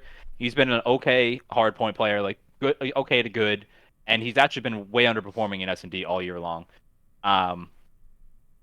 Basically, this past split, Pentagram had 55 opening duel engagements. He won 20 of them, lost 35 of them. Snoopy went 18 and 18, Beans went 8 and 12, and Preston went 8 and 7. So, like, Pentagram was doing all of the early fights. And now you bring in Mike, who is a slower player. Like, he's not going to be taking those early fights. And Mike's a way slower player in respawns. You have Preston on the sub, who's probably going to be a little slower. Snoopy actually is middle of the pack in engagements per 10. Like, he's not this. He may look like he's moving very fast, but he actually doesn't do too much craziness on the map. Do you think the pacing change will help them now that Mike's gonna be a little bit slower? You know what you're getting out of him. Like, do you think that it takes a little bit of pressure off, like makes the pacing more cohesive as a unit? To me, it's all going to depend how Priester plays in terms of how fast he is. Because Beans, we know, Beans is aggressive, but he's also like, I'd say that I'm trying to say it's like a slow, aggressive AR, but you kind of get what I mean. He'll push up to a spot fast, but yeah, he'll get to a spot fast and sit there. Yeah. Now, Mike, Mike's going to be the slowest player in the team. I'm kind of scared for Snoopy now because, like I said, he looks fast, but he don't be moving. Like, he just YYs and stuff like that, which makes him look like he's fast as fuck. This man's spitting right now. He's spitting for real. I wouldn't say Snoopy's interactions are crazy and for how fast everyone says he is. Now, he does have some series where he is fast and he is frying and stuff like that, so I'll give him his credit there. But this is all going to depend on Priester.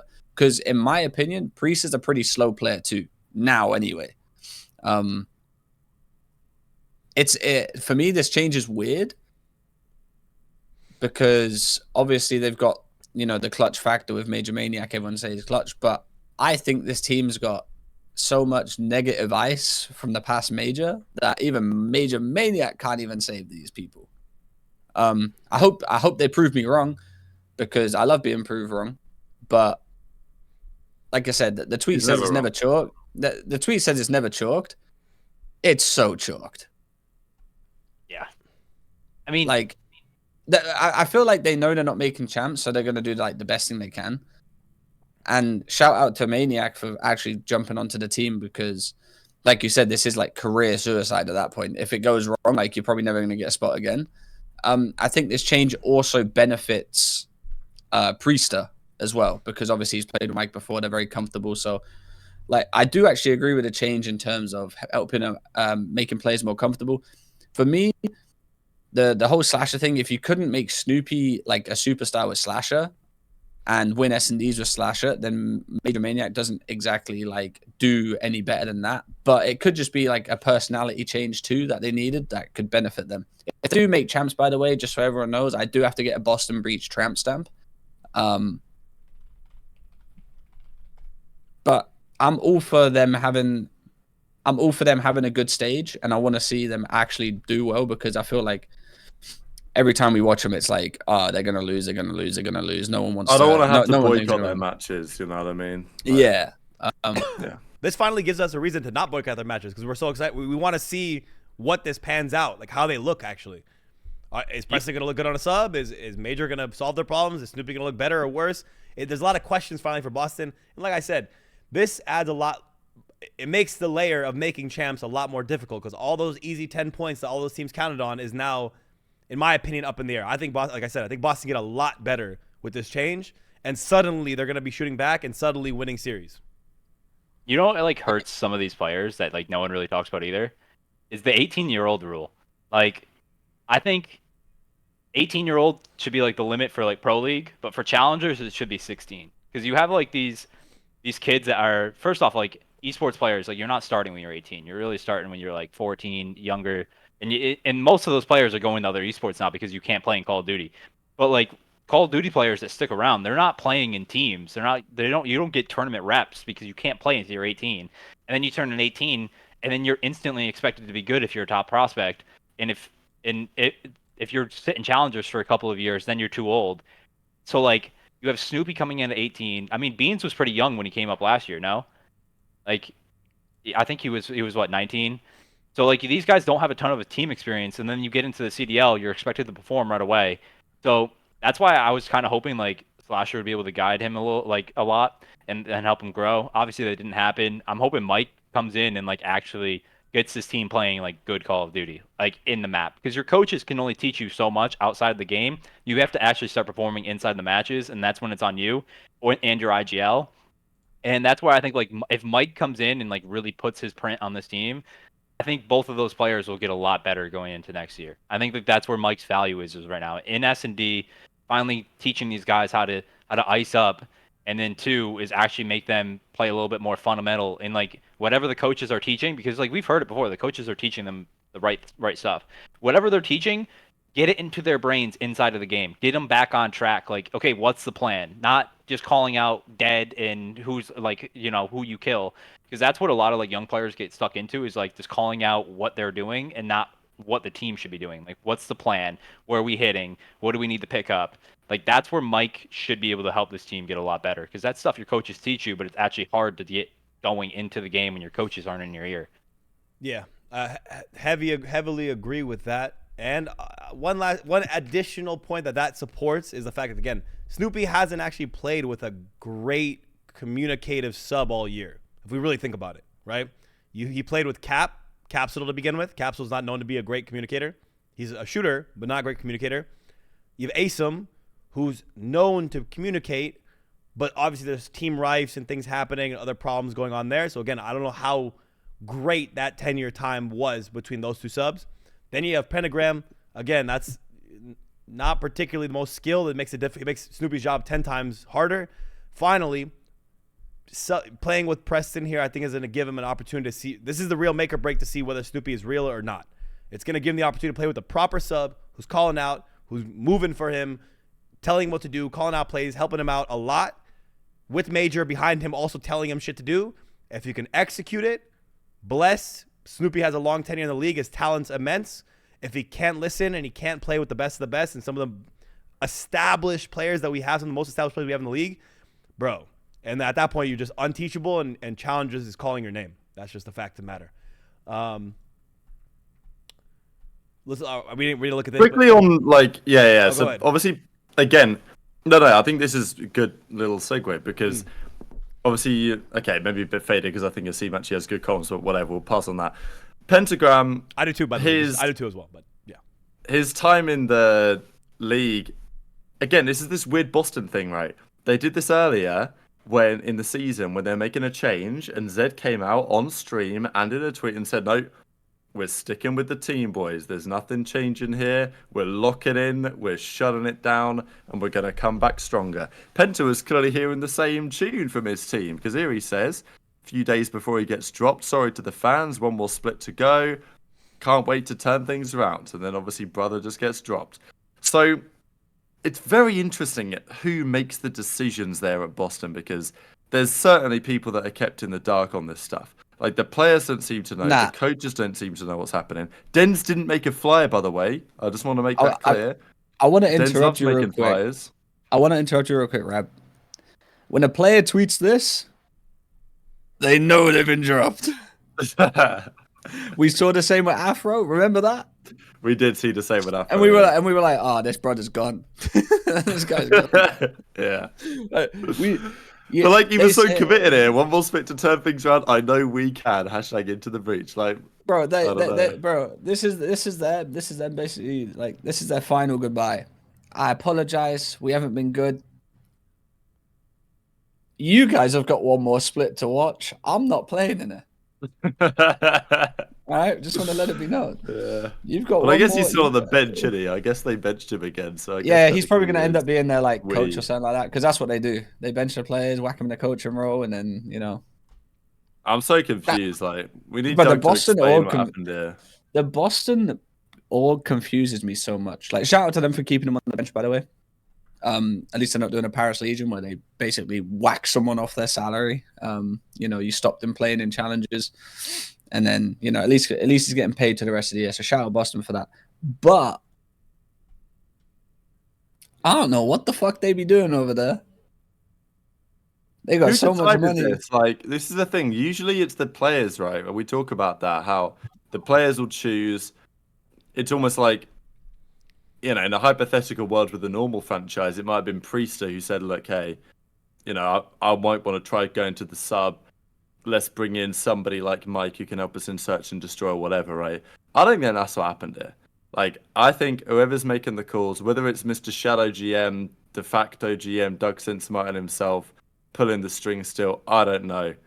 But Zed retweeted it, Doug retweeted it, no flyer from Dens. So I don't know what's going on over there. And it's not even just those guys. Like, there's people above them that are making calls that I don't even know who they are. But apparently they're making decisions as well. So it's like, I feel like you're asking for trouble when you structure your org like that. I'm gonna be real though. Like, the GM and the coaches are always gonna like retweet that, because I guarantee you, as soon as that split was done, they instantly reevaluated the roster, and I'm sure at least half of the roster was on the chopping block at one point. I'm sure they were looking at, okay, like, does X player make our team better or worse? And I'm sure a handful of players probably declined their team because they don't want to tank their stock on a bad team at the end of a season. So yeah, it's really weird to see the insight from the outside though. So it just leaves you asking a lot of questions. They're gonna be, like, I saw Jake Hale, shout out Jake Hale, one of the greatest leakers of all time when it comes to COD rosters and stuff like that. There's going to be a lot of stories about this Boston team that come out with players, like in the off season on streams and stuff like that, where, they get dropped and they say, fuck this shit. I can't I'm going wait. rogue. Exclusive podcast with that whole goddamn team coming very soon. Don't worry. They're going to go, fuck this shit, actually. This org sucks. And the next thing you know, it's going to be a whole massive, like, crazy thing about what's happening. Like, the owner said this. Zed and Dens have done this. I'm not saying they have. I'm just, that's what players do. This offseason for like actual like behind the scenes drama is actually going to be hilarious because you've got teams that aren't performing and teams that look like they should have made a change or players that look like they should be dropped or anything like that and have held their spot. Tune in to twitch.tv, whoever the fuck's live when the offseason comes around, because fuck me, it's going to go crazy. Yeah, and I will say too, Mike gives in the pod tomorrow dropping. Mike does give insight of how he ended up on the team. Like he says how the communication went, how it started, where the seeds were planted. All that's discussed. So I don't want to. We find out who the real GM is. That's crazy. We gotta watch the exclusive podcast number 14 I with will be MajorManiak tuning in. tomorrow. That's all I gotta say. Because that's all I gotta say, because baby. Twitch, there is a GM. There's somebody he's talking to, man. I don't know. But jumping ahead, just to look at these as well from the last stage. Here are the cards: 84 Beans, 76 Snoopy, 68 Priesta, 59 Pentagram, 71 for Shawnee for that one. That Beans card, by the Two way, shares. is 90 rated before the adjustment factor. You gotta think. What was the You gotta adjustment think factor? Damage man. What's the Yeah. the adjustment factor? What was it? Why do you get? Well, adjusted? it's like because they there. were 0-6, he lost 6 points on his adjustment. number. Hmm. Yeah, so like his actual numbers were 90 rated, which is pretty impressive. I mean, he's as a guaranteed benchman. control win. He's a guaranteed control win. Low-key, that's why look at him and Priesta right now in control. Like very good control players. That's why I'm actually a little bit nervous for their control. Because Priesta going on a sub, obviously your control numbers are going to be that good. So pressure's going to kind of be on Mike. As a team, they've got as a team, like as the four Yeah. players, they've got good control numbers. They're all above a 1. Even Penta's got a decent control, like for a sub player as well. For control, that's pretty decent. Just S&D, man. Look at that. Their S&D sucks. I'll be like they've lost a lot of game 5s, but it just sucks. Yeah, I mean, I think still, I mean, Preston's still going to pull out an AR when he needs to. Let's keep that in mind. I know that he's on the second sub, but that still means on certain control maps, if invasion pops up, he's still going to have an AR out. So I want that to be clear for some fans who don't understand, particularly. Maybe they're just, he's not going to have a sub out at all times. So he'll have an AR out on the proper maps as well. So I think they're still going to be good at control. I think their hard point to me is where the biggest ceiling or floor is with this team. It's going to tell you the most. If they can improve their hard point with this change, it's going to be great. But if Preston does struggle on the sub again and Major can't, he has a kind of a notorious narrative on his name that he's bad at respawns. If those two factors kind of both falter on them, then I would hate to see Boston actually come out worse than they were before in respawns, and maybe a little bit better at S&D, but respawns is what is the X factor for me for this entire squad and change and everything. Low-key, though, I don't know if you guys agree with me. I'd be shocked if Preston isn't running a sub full-time, just because of the pacing of what Mike and Beans is going to be. You're going to need pace coming out of the front line, even in control. I bet you he's still like majority of the time on the SMG, just because of how that team's going to be built. It's going to be interesting, though, because he might go slow and go more kill-heavy. So Yeah, it all depends on maps, though. I think control, because you do have maps where you have the 4 ARs. So I think you still will see, you'll still see some good numbers out of him in the control side. The hard point where he does have to have that second sub out, especially the new maps, that's going to be where it's very, very telling for him. But yeah, no tweet from Dens. I just want to say that as well. No tweet. We're gonna need to get on. It's the same with Rambo. Rambo tweet. Oh wait, the Rambo tweets. Do we have a Rambo right tweet this week? We probably do. I don't know if we do, but there's no way. There's probably not. No, but we need to get on the Dens. I'm checking everything. It doesn't matter anything. I mean, dude, everything gets forgiven, though, for Boston if they just build out a good team next year. And they have the money to do it. Like, if they build a good team next year, everyone forgets it. We do have a Rambo right tweet yesterday, actually, everybody. Wow, look at him go. It don't count, bro. It's a tweet and reply. It don't count. In response to a bowler or something? Already deep diving into my COD research. My kid has spawned my villain arc by simply calling me lame noob, and he's laughing. So he's responding to a bullying personality talking about COD. Not talking about his team much, though. But that is hilarious. I don't even know that he'd done that. Typical. Good work. The Rambo tweet searches never fail to deliver. There's always something good that comes up with them. Moving forward, though, I think Boston, we kind of closed that up. We talked about everything we could about that Boston Well, I squad. guess like before we get into the Kenny thing, like what about these other teams that haven't blown it up, right? Because LA Thieves, we thought they were going to maybe do something, move Kremp off the team. That doesn't seem to be happening. I thought Minnesota Rocket were going to make a change. I mean, I guess there's still time. Like today is Tuesday, matches start Friday. There's time for them to confirm things. But like if things were happening, I feel like we'd have seen Jake Hale tweet about it or something. I don't know, maybe they're trialing with people. Just feels to me, especially looking at those Doug Leaf standings, part of me thinks that the reason why the teams are making changes, especially Thieves, is because they think, well, let's be real here. We're in a pretty good position to make it to champs anyway. Let's not risk bottling it like Vegas did. Like, I think that's kind of the issue, is that you look at that Vegas team and you think, well, they're in a great position. They made the change. It obviously in hindsight wasn't a good one. Now all of a sudden they're probably not going to make it to champs, or it's very much up in the air whether they do or not.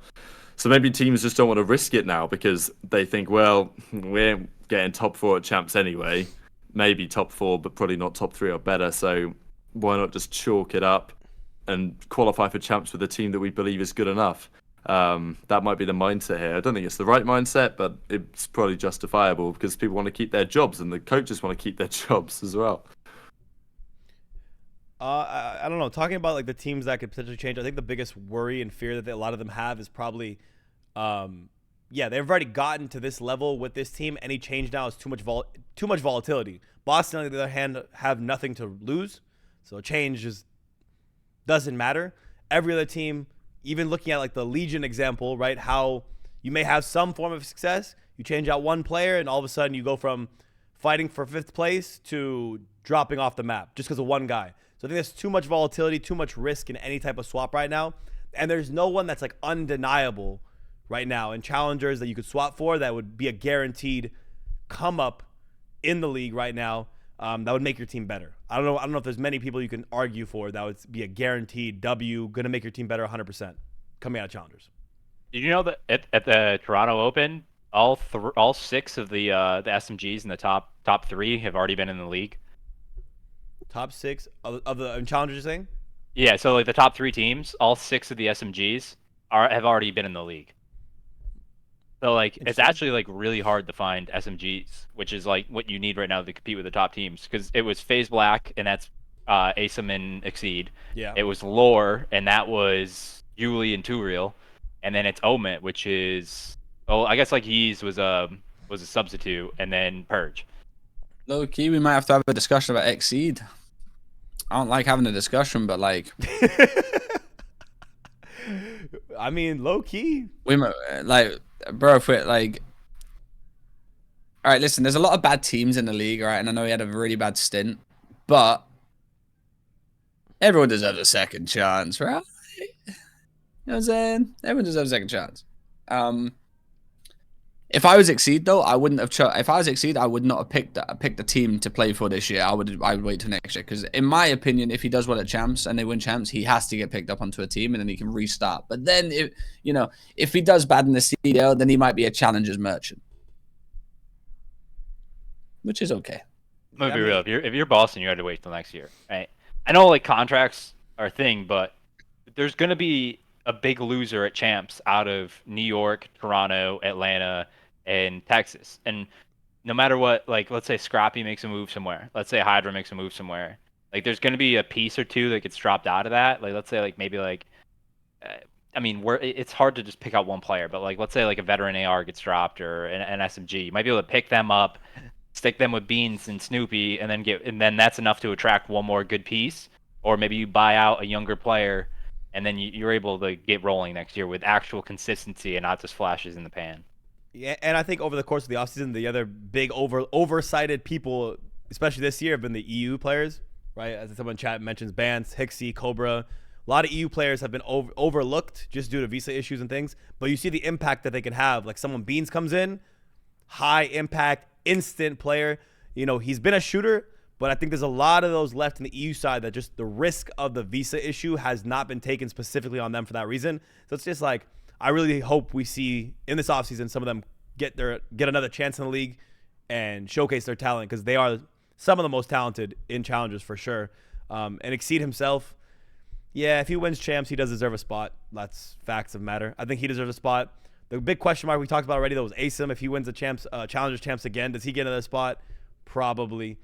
The talent level is at an all-time high in the league, but in this offseason, I think there's going to be a lot of rosters that blow it up and have to reform. But to go against what EasyMac has been saying, I hate to be, you corrected me once, so I got to get you now. The contract issues are big, though. Every player you've mentioned in chat and you just mentioned now is not going to be available next year. Hydra. Low key though, with the report that came out that said like the CDL buyback, like the fees are going away. Hex was talking on the podcast. Each team got like $2 million. Like, like on today's podcast, was it? Or? It was on one of them. I saw a clip, and it was in a report. Yeah, but that's because they didn't pay for their spot. No one paid in full. They only paid 2.5 mil up front. I'm pretty sure. Yeah. So, like, either way, though, it's not 25. It's not 25 mil for the spot. I think it was like 27.5, and then they paid the 2.5. That was like the deposit. So 2.5 mil I can spend on Hydra's buyout if I'm Nadeshot. That's what I'm saying. Buyout? That's his salary. Yeah, well, so, you know, buyout low key, salary. you might see some teams be able to finagle some buyouts. Nah, the pushback I have on that is just that money, because of how much money has been burnt by all these orgs, and clearly 9 or more than, we'll say 70% of downsized. That money is money they've been fighting for, fiending for, just to keep operations alive, keeping all the background people alive, keeping the social media manager alive, paying out players. Like, there's a lot more that money needs to sit there for compared to just buying out Hydra or Scrap. And you have to consider that, like, a lot of them, especially these rookies you mentioned, like you mentioned, I think Gwyn, not Ghosty's not a rookie, but I'll still put him in the list.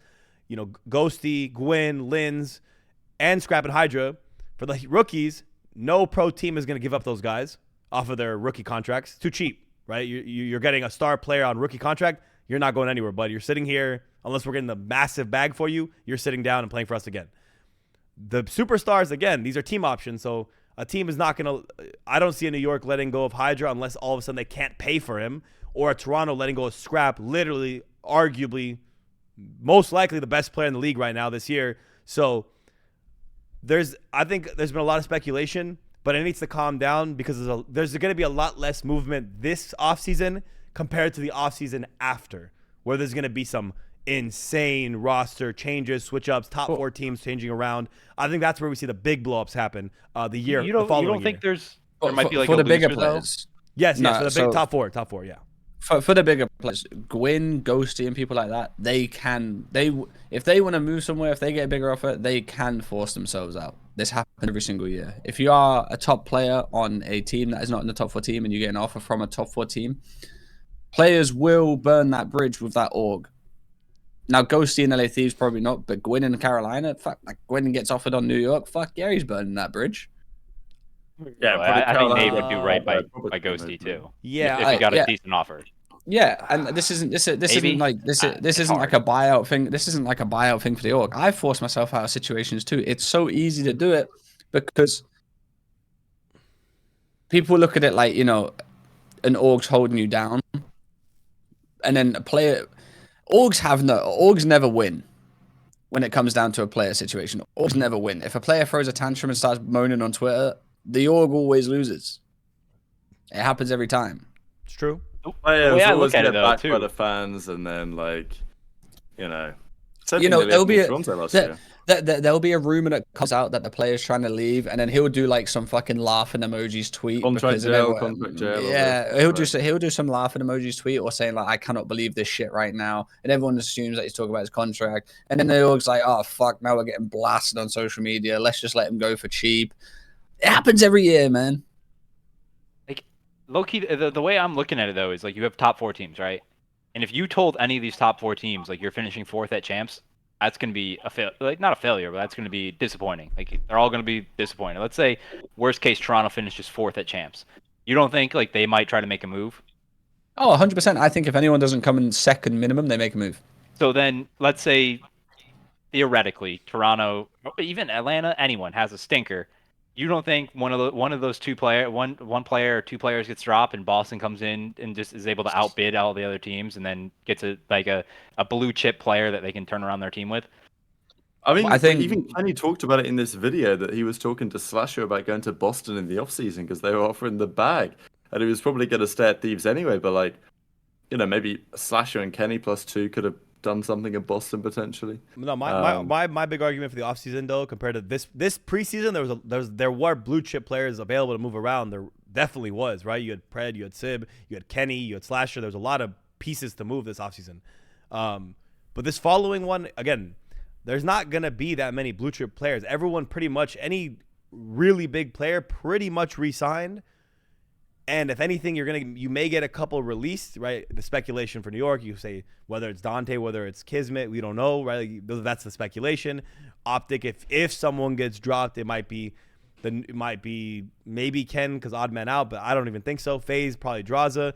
Like, those are some sort of blue chip pieces, but it's not like a game changer superstar type of move like a Hydra scrap. Where I think that's gonna be, if I'm Boston, I'm gonna be saving a bit of a bag for the big movements that are going to be happening then. That's my opinion. I mean, I think you got to look at try to get one of them though, just because. Yeah, no, you have to. But the issue is, Austin, is that there's no grace period when it comes to teams. Yeah, bro, Pred was an OpTic 6 months prior. You know what I'm saying? Like, sort of, yeah, mentally, maybe. Yeah. But think about it. LA Thieves implodes though. And where do the players go to? The players go to where teams are already semi-formed. Like, Envoy went to Toronto right away because Toronto had a good core. You can't just buy a core in the offseason because so many different things could go wrong. You have to start developing that this offseason if you're going to want to throw the bag around for somebody else. That's why I'm saying, like a good example right now for Minnesota. They made those team changes. Linz doesn't look as hot right now. Like, you can still watch his POV, you see the potential there. You can see why he was doing so good at the beginning of the year, but he, like, imagine if he started off while he just had this current stage. So that's why I'm saying, like, Dante, you can't, you look at the top, 16 players.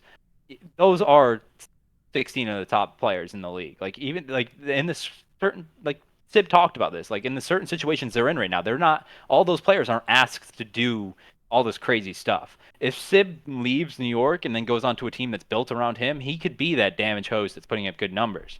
That's why I think, like, if one of those top 4 teams does bad at champs and then kind of like does like a mini implosion where they kind of like switch out 1 or 2 players, I still feel like you try to get that piece to start building your core for that next year. I just want to add one little thing here.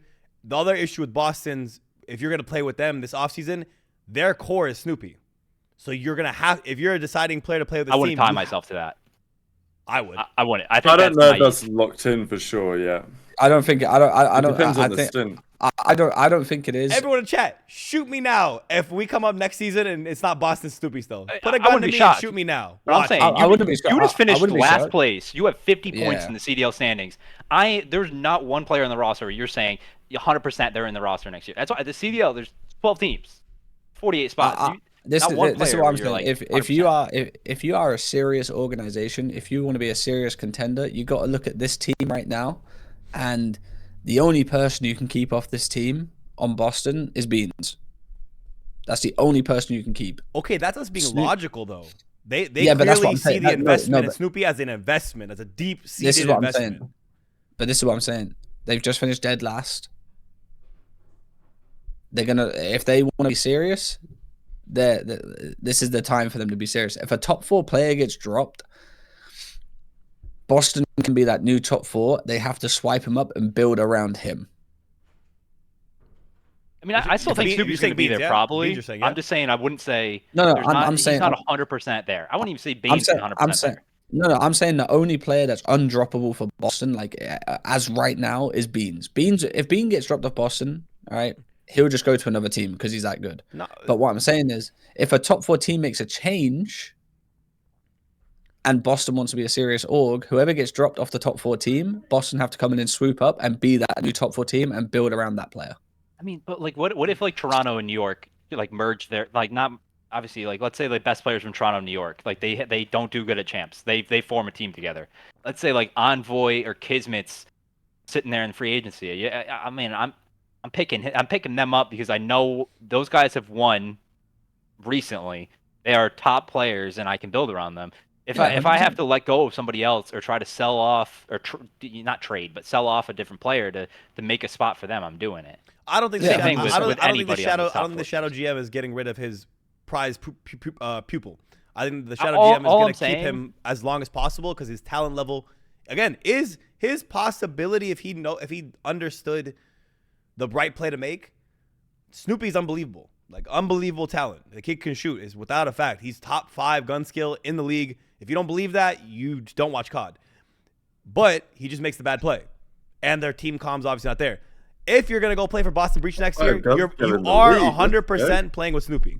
That's one reality that every player must face, and I think that makes Boston a bad, not a bad, but a iffy destination for a lot of players because they know that going in. Yeah, I might get a bag, but my team may not be that good, or I'm I just taking a think you're shooting risk yourself by in the being foot, here. man.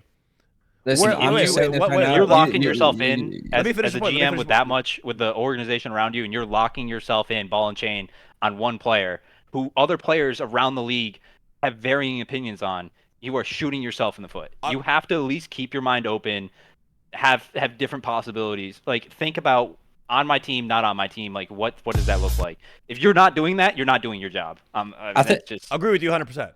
Yeah. 1000%. Yeah, But my point is you are dead last. You're probably going to finish dead last. That is unacceptable for an organization like Boston who have this money, who have the funds, who have the They support probably have behind the them. fourth or the third most money. They might even have the second or the first most money. No, Like, it's not even about that. not It's not even even about they lying. have. It's not even about have the most money, Rab. It's about they're willing to spend that money. Yeah. Okay. Yeah. they Exactly. want to be a and top they team in this league. and they want to be a top team. You've just They finished want to be the dead next last. Toronto, New York. You have just finished dead last, and I assume you probably have the 5th highest salary from start to finish, or have paid the 5th highest salary.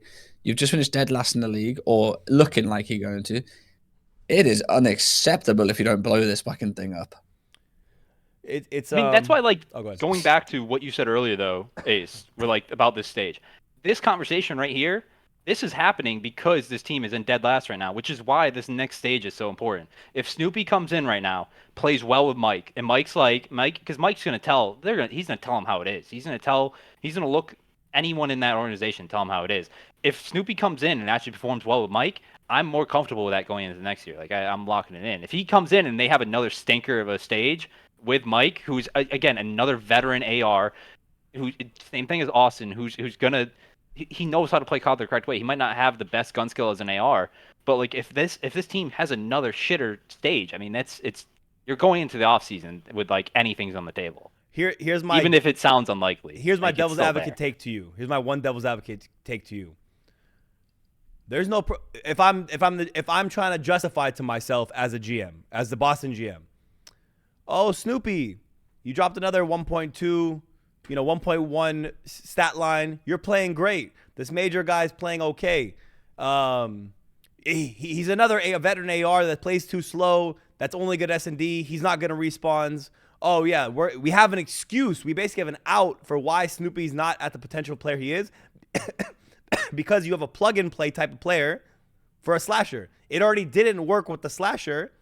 You have Major now, who is like a slasher, put him in, and now you have a devil's advocate argument for, oh, Snoopy, of course it didn't work again. You're playing with that same type of player.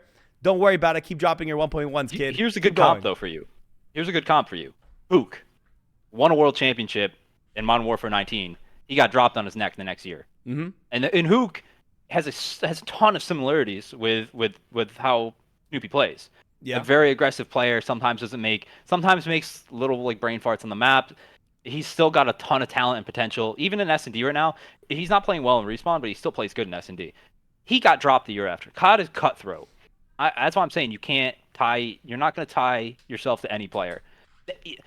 Hastro used to say he was going to tie himself to Kyler, and Kyler got dropped the next year. That was the whole thing. But this is my guy. He's on my team. We dropped Clay, and then literally 2 stages. They even sent him to Splice because he wanted to go there, and like they literally loaned him out to Splice at the end of Black Ops 4, just on the promise that they'd keep him around and please, Kyler, we'll do everything we want to please you. And then he went to Splice and came back and won champ. So I guess it worked. But let's add, Ryan, thank you for the sub, by the way. But let's add though that no team in a very long time has done in practice, not in essence, what Boston did with Snoopy.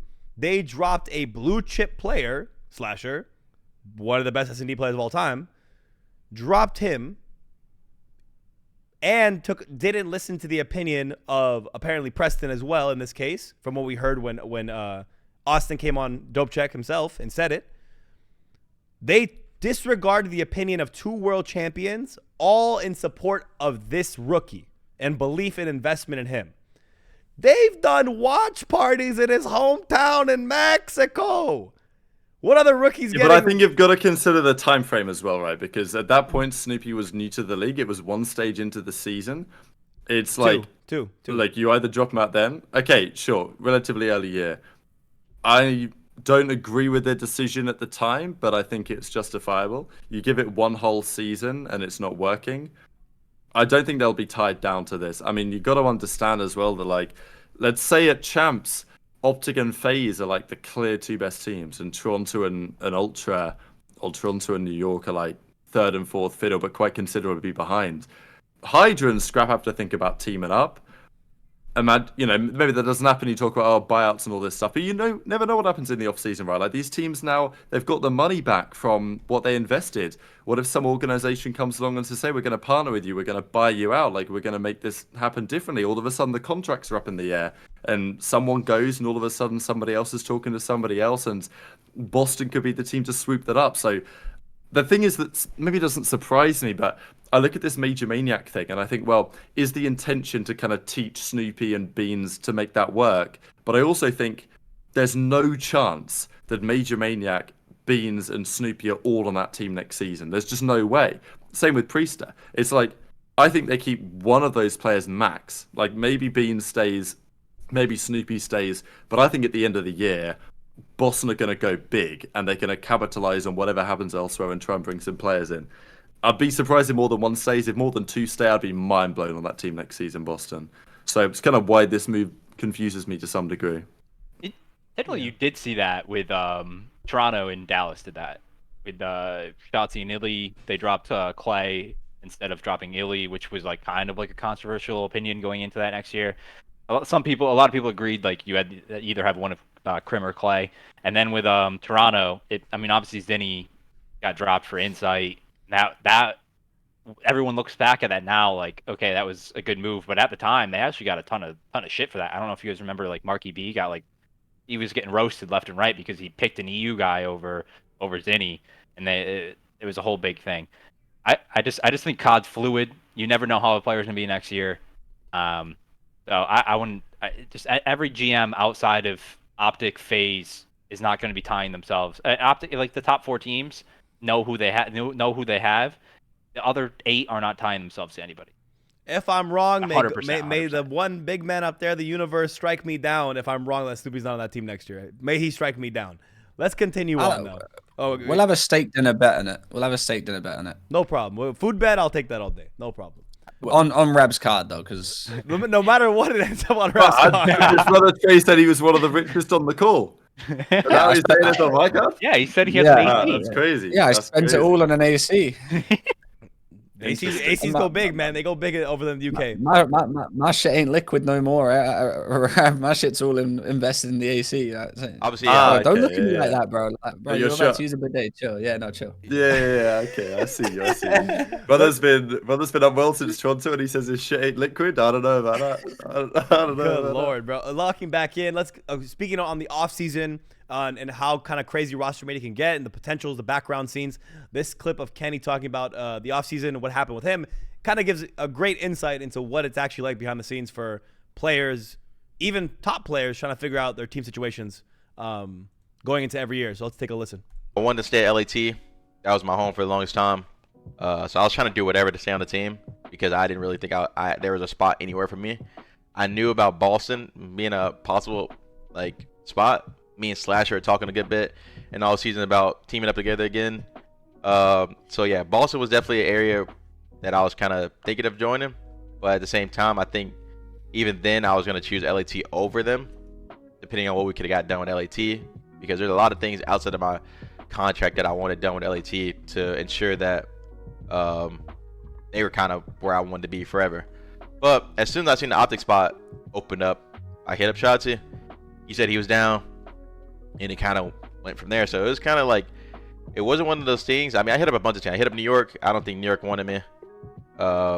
They said that they already had what they wanted. So there's a lot of teams I hit up, and I think after last year, I don't really fault a lot of teams for thinking low of me, I guess. But I know deep down in my heart, I'm a winner. Just to begin the point, I just want to give the consideration to Ken that Ken is definitely a living legend of the league. He's one of the best players, one of the most winningest players we have of the current generation.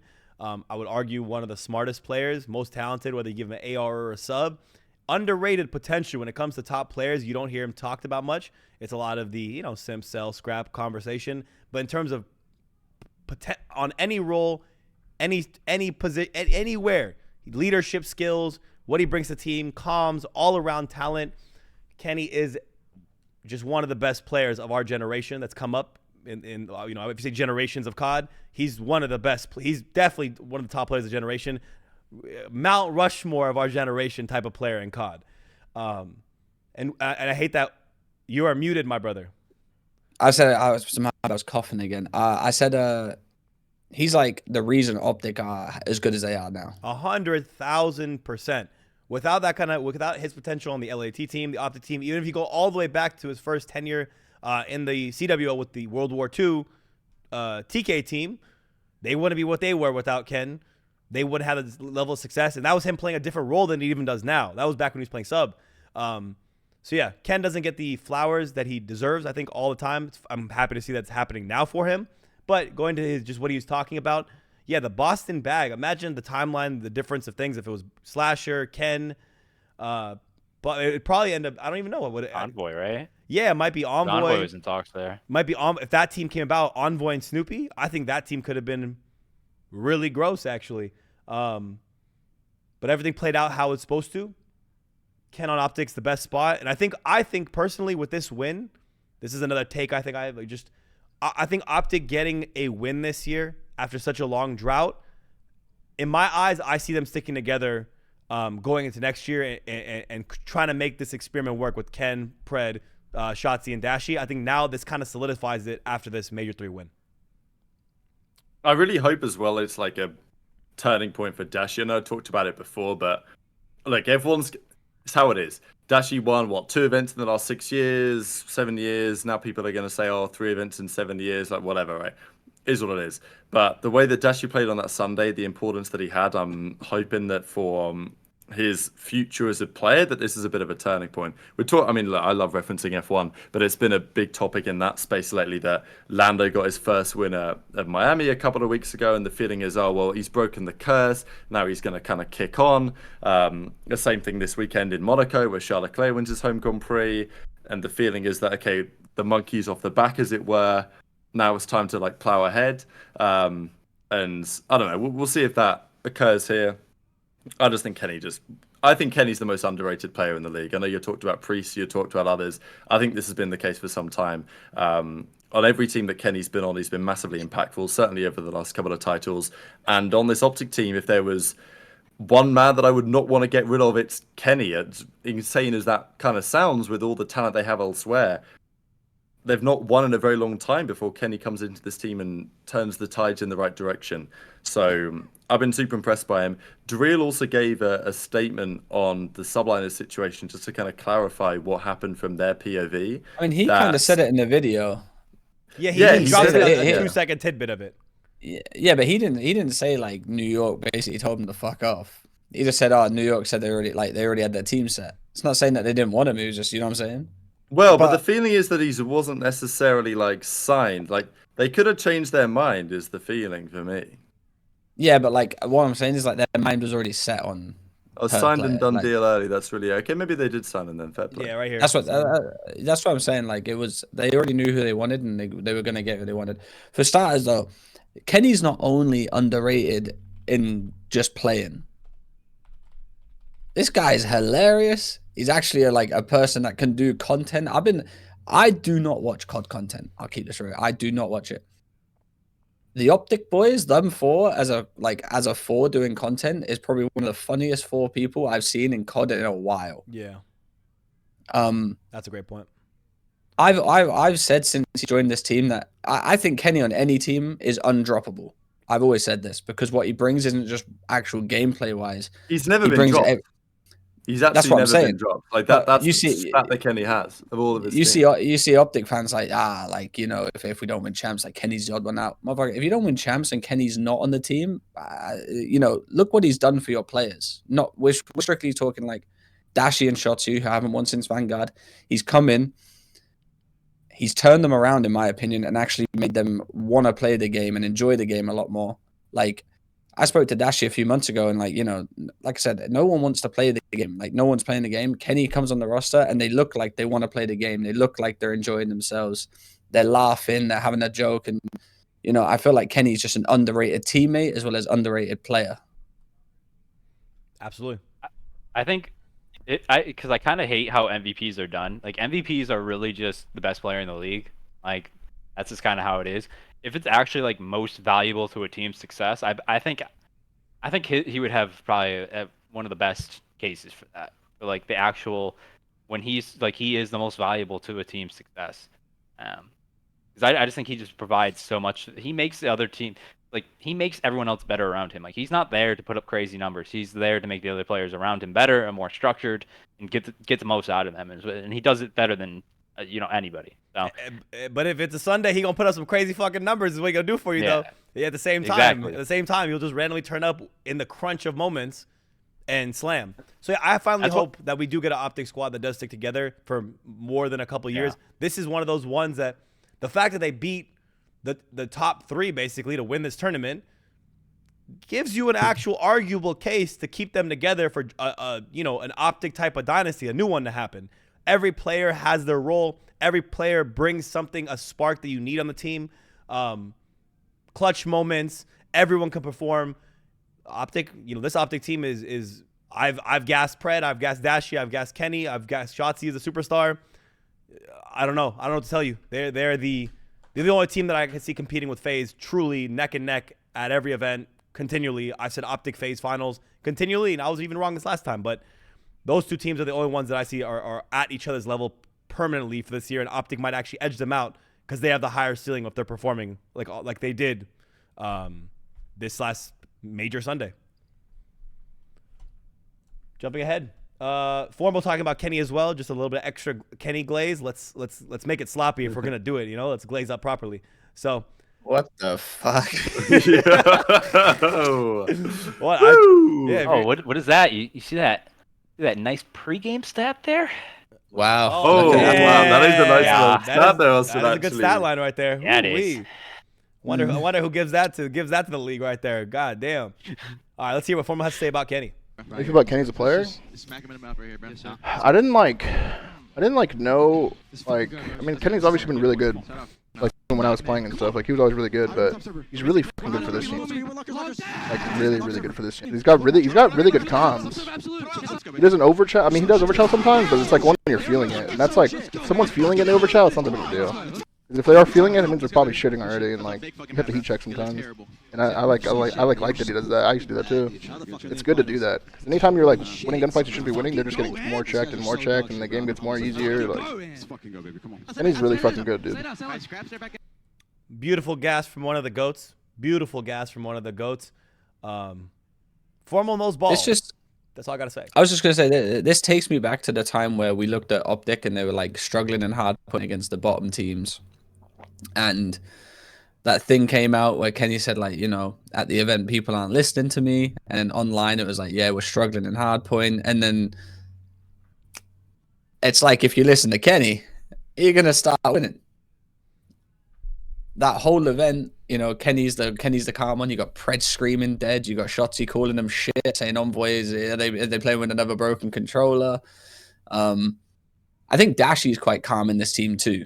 You see him do a 1v3 clutch. No emotion. You got Pred looking at him, screaming at his face, and he's just like, "Fucking hell, Jesus Christ, I'm that guy." But like I said, I think what you said is perfect. It's like, every player knows their role. Every player has that ultimate, potential where one of them can go off in an instance. It's not like, one person every single match. It's each individual time someone's shining on a match and in a map. And and they're gassing each other up. Like I said, Pred didn't have the greatest performances in some of those matches. He was just doing what he needed to do and didn't, bring his team down in that way. You know how some people play bad, they start huffing and puffing, they're like, oh shit's not going my way. Pred was gassing everyone up. Pred would be double neck, screaming dead, saying you're the GOAT, you're the best. Like that's the team that these are. They're an actual team. They have teamwork, they actually care about each other, and they're a scary looking team going into, I don't want to say Major 4 because I think that event's gonna suck. But yeah, it's Fugaze. I think it's gonna suck. So I think there's just gonna be a scary team looking at champs. I'm still gonna say they're gonna be in the final for Major 4. I just think it's just a sucky event, but I can definitely see this team winning champs if they carry on this teamwork and how much they actually respect each other going into the next two majors. I mean, we talked about this with like Toronto at the start of the season, the way they played. It's like, what piece of that team do you upgrade to make them better? Nowadays, I think you can make the argument. But for OpTic, it's like, where do you go? Like, if they don't deliver at champs, I don't think they won't deliver, by the way. Like, I think they'll be there. But, like, there's nothing you do, right? Shotzi's undroppable. He's the face of the organization. Kenny, I think, has proven beyond any doubt at all that he cannot go anywhere if OpTic are serious about maintaining the momentum that they currently have. And then it's like, what do you do? Like, Hydra for Pred? Like, Scrappy for Dashy or something? Like, there's just no options, are there? There's no options to improve. Realistically, they're maybe not, you can. They're not realistic, something. as I said. The contracts don't allow it to happen, so it's literally not. Yeah, realistic. and even if they were, like, would you do so with the way that the boys are vibing and everything like that? Like, okay, you vibe when you win. If you're not winning, then things obviously start to come down a little bit. But I just think this team will be sticking together because I can't see what other options they realistically have, and I just think that they probably realize that there is. We talked about this a long time ago. I caught some flack when I said this was the best OpTic team that they've formed since the Dynasty, but it was just so obvious to me that it was. Spitting though. Yeah, that's been true. We've seen the evidence of it. It's like the same argument when the Dynasty was there. So what do you do to improve? It doesn't make sense. Obviously, eras always come to an end. But whether this OpTic team can become that again, I think that is, to me, the question. Because the way they played on that Sunday, no one could have beaten them that day. That's the thing, though, Rabbits. Like, people try and pack a punch with straight talent, and that doesn't get that don't get you. Like, look at OpTic. Yeah, people are saying in the chat there's only one upgrade for this OpTic team, and that's Hydra for Pred. Did you not just understand what I just said about Pred there? He's going negative, but doing the right things on the map, and they're smoking teams by 100 points. Whilst gassing up his teammates and stuff like that. This is the same instance with Purge on Vegas, for example. I clowned everyone that tried to violate me about Purge on Vegas. There's a reason they're so good. There was a reason that Vegas were a very good team at one point, and it's because of Purge. He was allowing everyone else to do what they needed to do on the map. That's what AG does. AG has the potential to fry. He's not a bad player. I'm not saying that. He's a top 3 sub in the game. He has the takeover ability, but he will happily go negative and gas up his team to win the game, and that's what a lot of people don't understand. That's a great attribute to have. That's great. That's great teamwork, and again, having the glue with Kenny, and this is the best OpTic team in game since Dynasty. It's the best OpTic team for content. Also, like, it's everything OpTic's about, whether it's the gameplay, the excellence, the chips, the content. This is the best team since the Dynasty, 100% bar none. Doesn't matter what you think, what you say. That is it. This is the truth. You want to know why too? Because this is the best culture OpTic's had as a competitive team since pretty much literally since IW. Karma was last on the team, maybe. Yeah, literally what Karma, JP, and Kenny have done to this team is something NBA teams have been talking about for a while now. You have Heat culture, you have the Knicks with Thibodeau, you have the Warriors, you have all this. What they brought was accountability and willingness to take criticism, and you hear it. Like, Karma literally said, like, my guy Pred doesn't move sometimes. Like, he does this. You heard Kenny giving somebody shit for forgetting something. And, like, if you don't have that as a team, that you are letting small mistakes fly, it's going to cost you on Sunday. It's when it's going to cost you the most, and against the best teams. So that's why when you have those 3 guys making sure you're on your shit and, like, making sure you're being the best player you are, you're going to get the most out of your players. And that's why I think culture-wise, they've made the best culture as a team since IW. And even though like you can argue talent, between some of the teams since then, I just feel like between the combination of the talent and the culture, you have this OpTic team that's looking dangerous and clicking right now. Yeah. All right, we got to breeze past this because we ain't getting paid for all this gas. You know what I'm saying? Like you said, Ace, we are making it extra sloppy. Extra sloppy. Yeah, we're kind of throating it right now. Should be clear. Yeah. We talked about this. I don't think we got to really refer to that too much. Let's see the COD. I think we could do questions, maybe. I think we could do questions. We'll leave the iceberg. Yeah, iceberg. I think we can let it rock for a little bit. Let's go to our.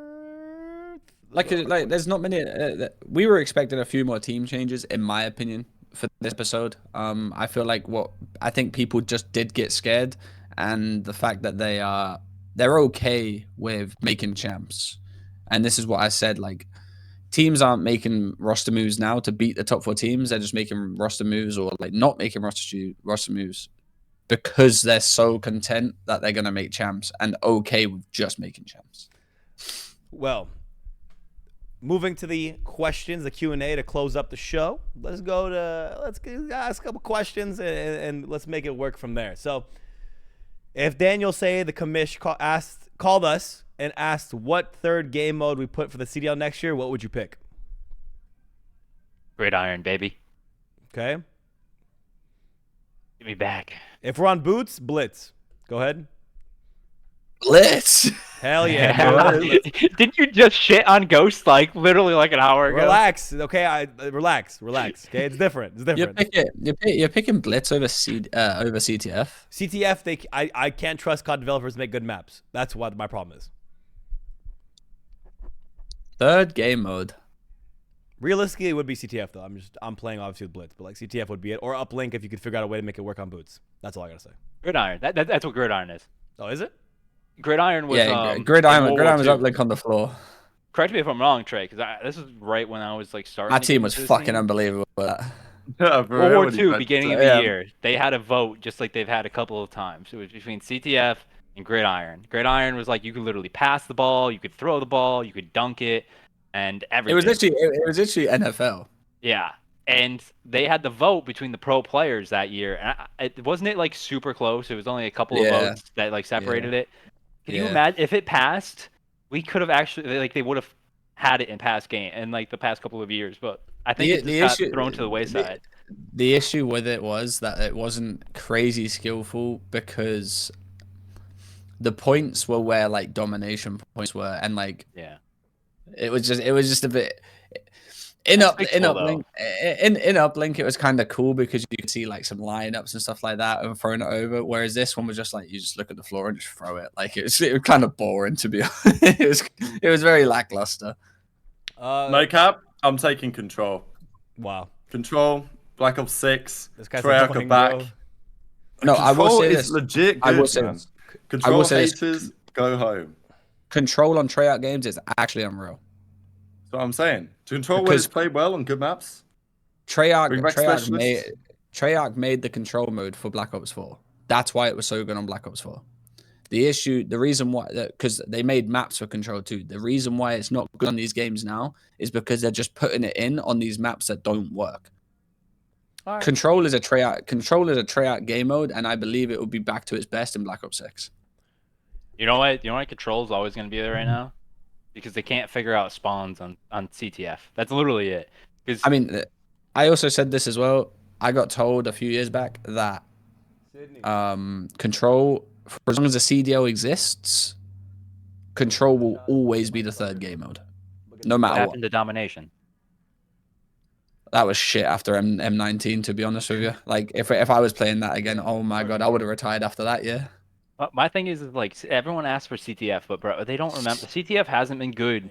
Like it was okay in Black Ops 3. Like it was good in Black Ops 3, but that was like a rare year. World War II was fire.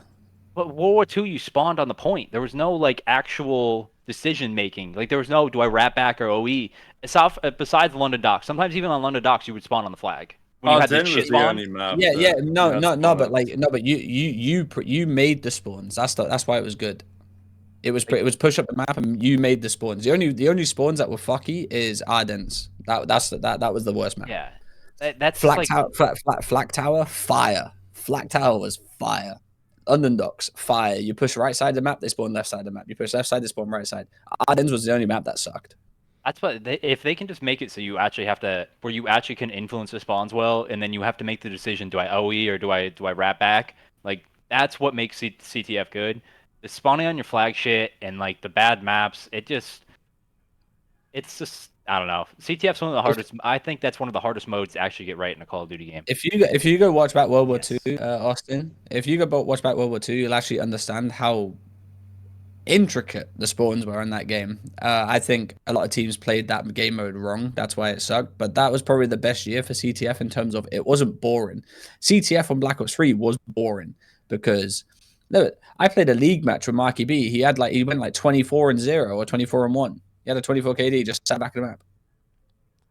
I just don't like CTF. It's just not. I don't know. The argument forever will ensue until the devs just bless us with one and make it happen. How about we just get rid of the We need demo and Sabo back. Put that in actually on day one and actually see if that cooks. Demolition wasn't that bad, but still, no. Let me say. You didn't like Sabo, Trey? I like Sabo and COD 4. Yeah. World War II? Or not World War II, Bullet War? Bullet War was my shit in that one. I mean, I think it'd be a fire game mode to have in. I feel like anything where there's a point in the middle and you have to take it back somewhere or go forward with it is a fire game mode. Like CTF, I feel like if COD had CTF Halo, one flag, it would be even fire. though the one flag in the middle, yeah, one flag in the middle. You fight for the middle and go. Yeah, I think that'd be fire. Next question: if all four of you were on a lifeboat and you only had one bottle of water, who would we eat first? I mean, that bottle of water is disappearing like immediately. Like that's just down there. I think we'd have to pick Rab because he has the hydrate. most. He's the tallest person, so like we just gotta survive. You know. You're eating my shit. Yeah. We'd have to. Interesting. I'm Yeah, gobbling. we're gonna try that, I'm gobbling it. Yeah. All of it, bro. You think you can pull out? To be fair, to be fair, I've got a lot of water weight. You know what I mean? Like, or do we just take EasyMac's 5'7" ass and just we're so sorry, drowned him and that's it. It's done. It might have to be Austin, bro. Yeah, but I've got the most I'm the meat on boss, me. though. Yeah, that is true. We ain't getting. Yeah, you fucking with the boss. Are you getting out of there? There it is. That's true. That is tactical slid. That is tactical helmet. We ain't doing anything with that guy on the boat, bro. What's the? I'm gonna step aside for 2 seconds when I ask this, but what's the best team you can make with dropped players? I'm gonna step aside for 2 seconds. Okay, Illy. I mean, assuming. I mean, like drop players from this year we're taking. I'm assuming drop players from this year, so I'm thinking just do this year because that'd be on every list, you know. Illy / Capsidal. He's my other SMG. Does it count if they're on a team right now? Loki Real has been looking nice. Oh. Yeah, he's on a team. He's on a team. I don't think that quite counts though. Yeah, he's on a team. Dude, like low-key, like I really can't. Afro next year going to a Treyarch game. Maybe. Like I just think I just expect more out of Afro, honestly. I know. I would love to say Afro as well. I would actually love to say Afro. But I feel like if I put Afro and Capsule on the same team, I do well. Afro is a good shout. Listen, Afro might need me, so I might make a return next year. My boy Afro. Interesting. Okay, so Trey. I mean, what would you run the flex? You run the main. You probably run the main, yeah. I'm keeping this real. I'm taking Purge, Slasher. Purge, That's your guy, Slasher. Shawnee. He's a coach. He played. Give me back in that coach. I gave him back the whistle. Give me a building site, yeah, for sure. I'm taking Purge, Slasher, Illy. Pentagram. Awakening. Forgot about him. Pretty big weight. It's people that have been dropped this season as well as what we're talking about. So people are saying like Hixie and Bams. They didn't get dropped this. I don't. Yeah. I was thinking mid-season, but yeah, no, I feel like mid-season's the best thing. Like, you know, because there's a bunch of people. I need a sub Slayer. Who's a Slayer sub that got dropped? I mean, Not many of them. Most of them are still in the league. Yeah. I mean, fuck it, we'll take Cap. Or something. Cap, I'm taking Cap. All right, so we'll go Slasher, Purge, Cap, and Illy. Yeah. I think the AR duo is pretty Vivid's a set, good one actually. too. I forgot. I keep. I think I would put Vivid in there. Yeah, I think I would go. I would like, swap Purge for Vivid. I gotta take Purge or Team though. Vivid. I gotta take Purge or Vivid, and the reason I take Purge is because of what he done with the Paris roster. I'll take Reese over Purge, to be honest, but 50-50. Honestly, you throw either one, I'm okay with the rest of the team though. The other three are a pretty solid core team you just put together there. Yeah. Listen, one got 3v14 by OpTic. The other one was winning, games for Paris. Could just go Reese and Illy though, and just be a disgusting S&D team. Oh yeah, the S&D would be, I think, solid. With Austin, because if you had Austin, Illy, Reese, and who was the other SMG we went with? You went with outside of Purge? Can't even remember. I went Cap, yeah. Yeah, that would actually be a nasty S&D team. Yeah, it actually would. When are you getting the Ace versus Rab Rust footage? We didn't get a chance to do it in Toronto just because of logistical reasons, like trying to set that up to record it properly. We didn't want to just have some cameraman standing with our faces and then like going to the screen. We want to make it look really nice for you guys and make it proper. So at Major 4, hopefully, if we get the chance to go there, we're going to get it going and it's going to be properly recorded, like fully OBS, proper cams. I'm going to see if Ace is plugging in his little USB stick. My Cronus. Yeah. I'll bring my Cronus Max and make sure I show you. Downloading that word.exe. Yo, Loki, what we should have done was, we should have done it at our watch party in Toronto when we had the PC there. We should have just downloaded it on there and played it on the big screen.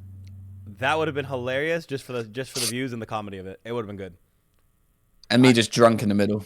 A good idea for Major 4 if we go, or champs possibly. We'll figure it out. We are 100% by the end of the year gonna have the 1v1/2v1 against Trei. It's gonna happen. Little threesome action. Yeah, always threesoming. Maybe Austin joins too and make it a full blown party. Is Toronto going to blow it up if they don't win champs? I mean, if blow it up is a one-man change, then I think I say 2 men. Maybe 2 man. I just don't know if I see Insight and Kleenex not playing with each other. It may be time.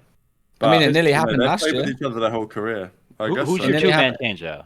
Is it because theoretically you could argue if you could upgrade if you go SMG route to upgrade that you could make, but there's just not enough SMG talent. I'm guessing it would be Insight.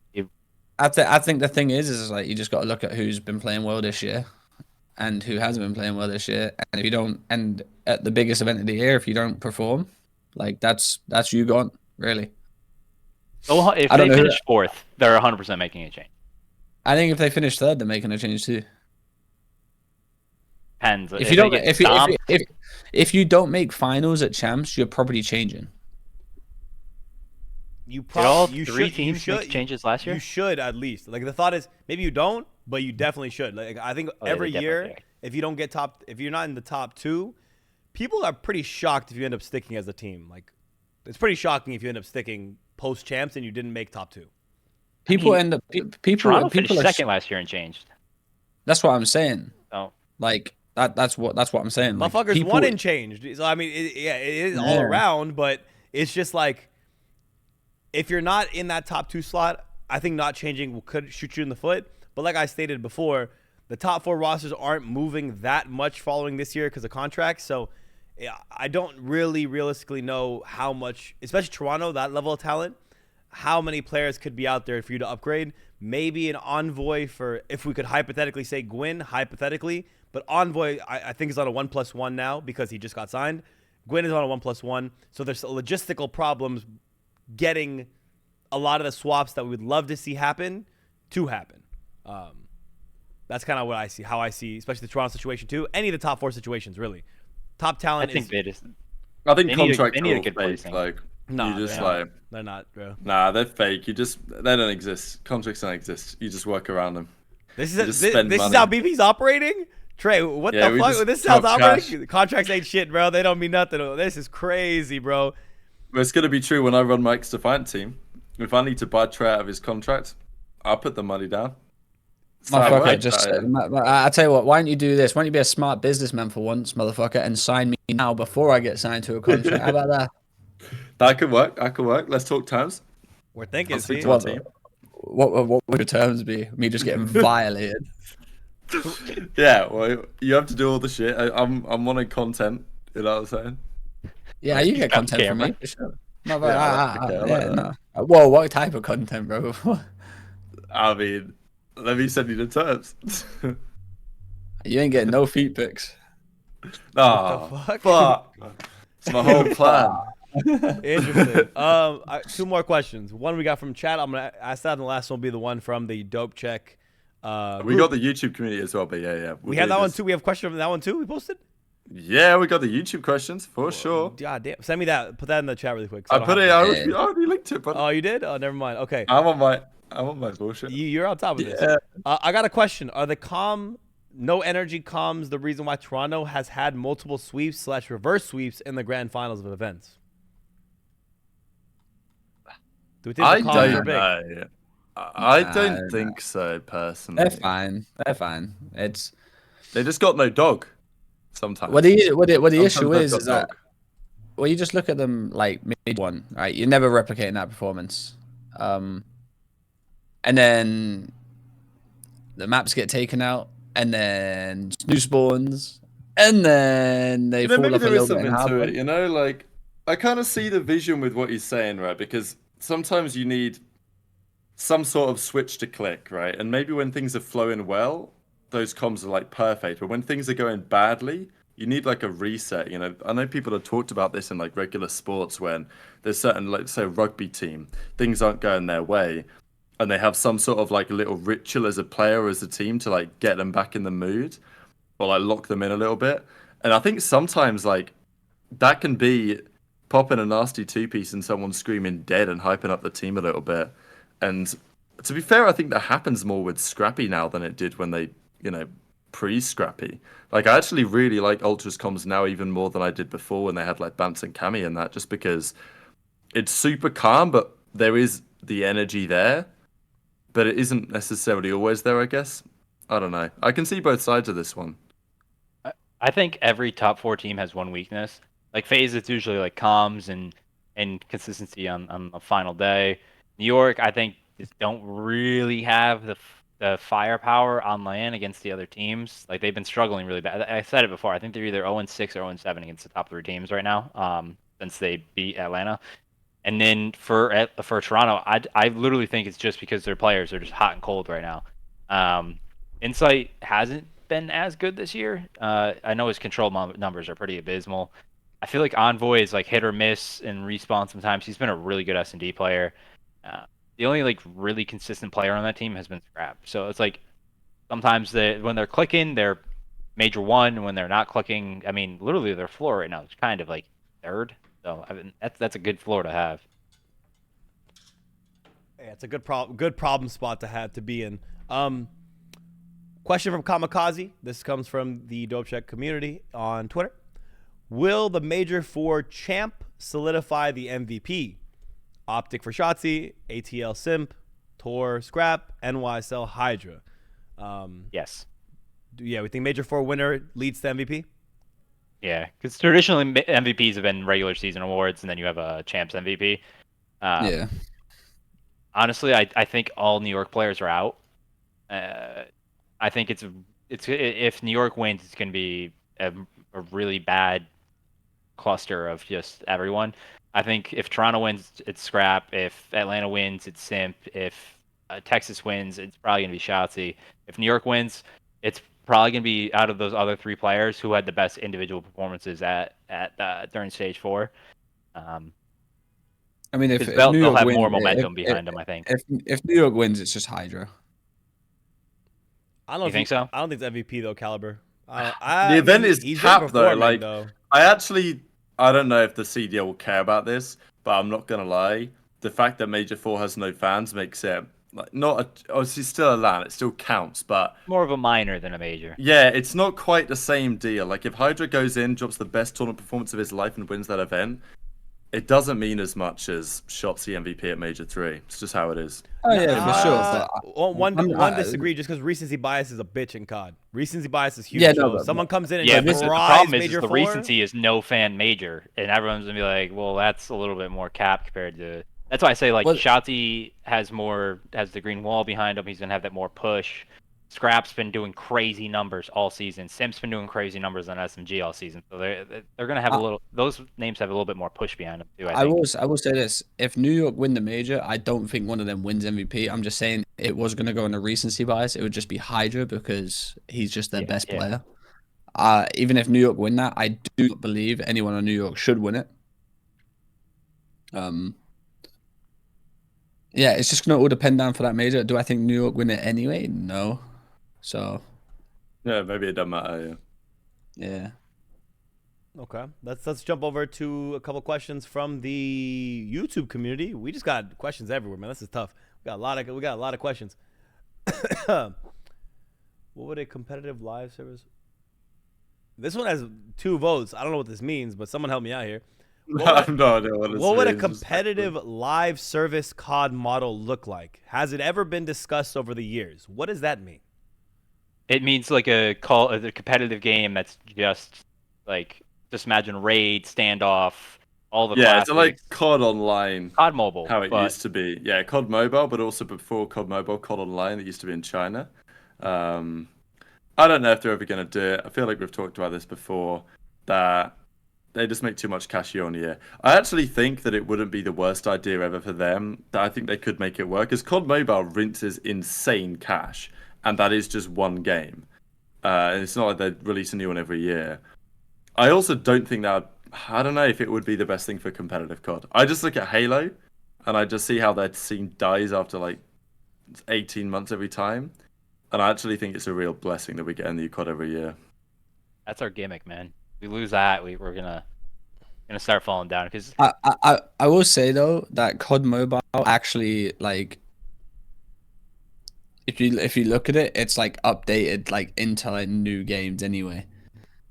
Yeah, COD Mobile is actually the best COD ever made. I'm gonna keep that a buck with you. Yeah, I'm gonna keep it. Yeah, 100%. Like if we played a COD Mobile version on PC, like if COD turned mobile into like their thing, into a game, yeah, it's like its own separate PC game, into its own PC game, we might have the best COD of all time forever.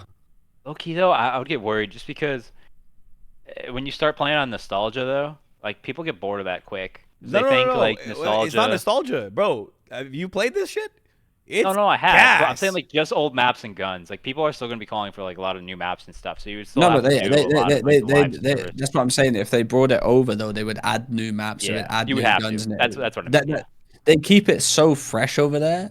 And the skins are fire, everything's so like even like bro. They got some like fucking war play out on the skin. I don't know if you saw like Nadeshot retweet a while ago. Like some skin with an actual battlefield like on the skin. It's like a whole movie playing on your phone. I'll be watching these dips, man. Look at we got these dips.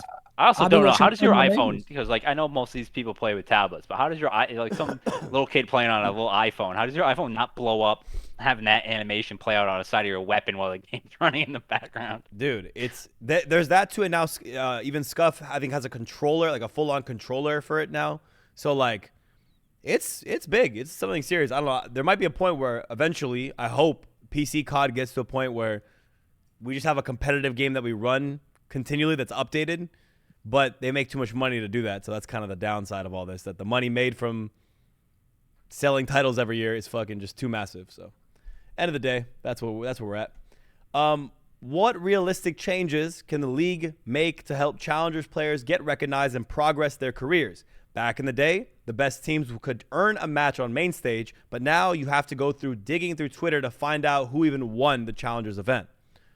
Good point. Valid. How would we increase exposure for challengers? Any ideas? Don't go to the pit. Don't go to the pit, bro. Nah, don't do it. We can try. In an ideal world, we need each team to have an academy. We need there to be an OpTic Challengers team and a FaZe Challengers team. And there is a FaZe Challengers team, but like that, if that was a mandated thing in the league and they would never do it while we have the CDL as it currently is with all the buy-in fees.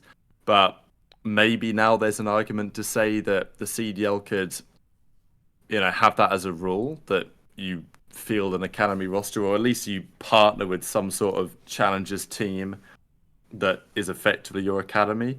I think that would increase their interest a lot, because then, in the same way that Toronto and Boston and New York to some extent have had talk about, their academy's done well at this event and therefore that means this player might get called up, that's the storylines that people are looking for. Because if people don't, people aren't expecting anyone to get called up, they're not going to watch it, even if they know it exists. So I have a hot take. Oh, God. But it's not hot because I fucking competed, so you're fucking listening to me, all right? People that are crying for CWO to come back and open brackets to come back. Why? Right now. But listen, hear me out, yeah? Even the teams that came from open bracket that got into the fucking into the group play just got slammed. Yeah, most of the time got absolutely bopped.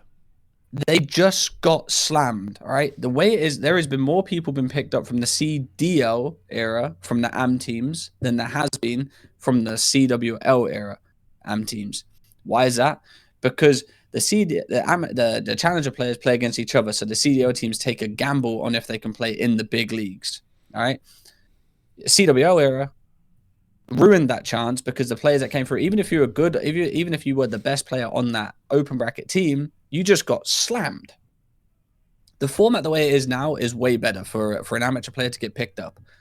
Like it, don't like it, that's the truth, okay?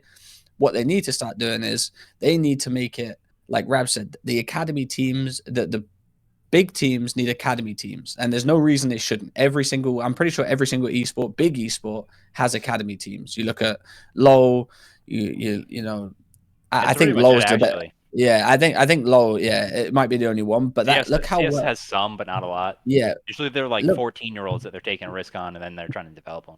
Yeah, look how well that works though. They fry in the little league team, and then they come into the big team, potentially fry. I think people have got to drift away from this open bracket bullshit. Yeah, it was fun to watch, but it didn't benefit amateur players whatsoever. They just got slammed by the top teams. Why? Because they didn't make a salary from it. Like, you guys are really underestimating the fact that these pro players can literally just devote their lives to this because they get paid to do it. Whereas some challenger players have to work a 9 to 5, to make sure they can compete and stuff like that.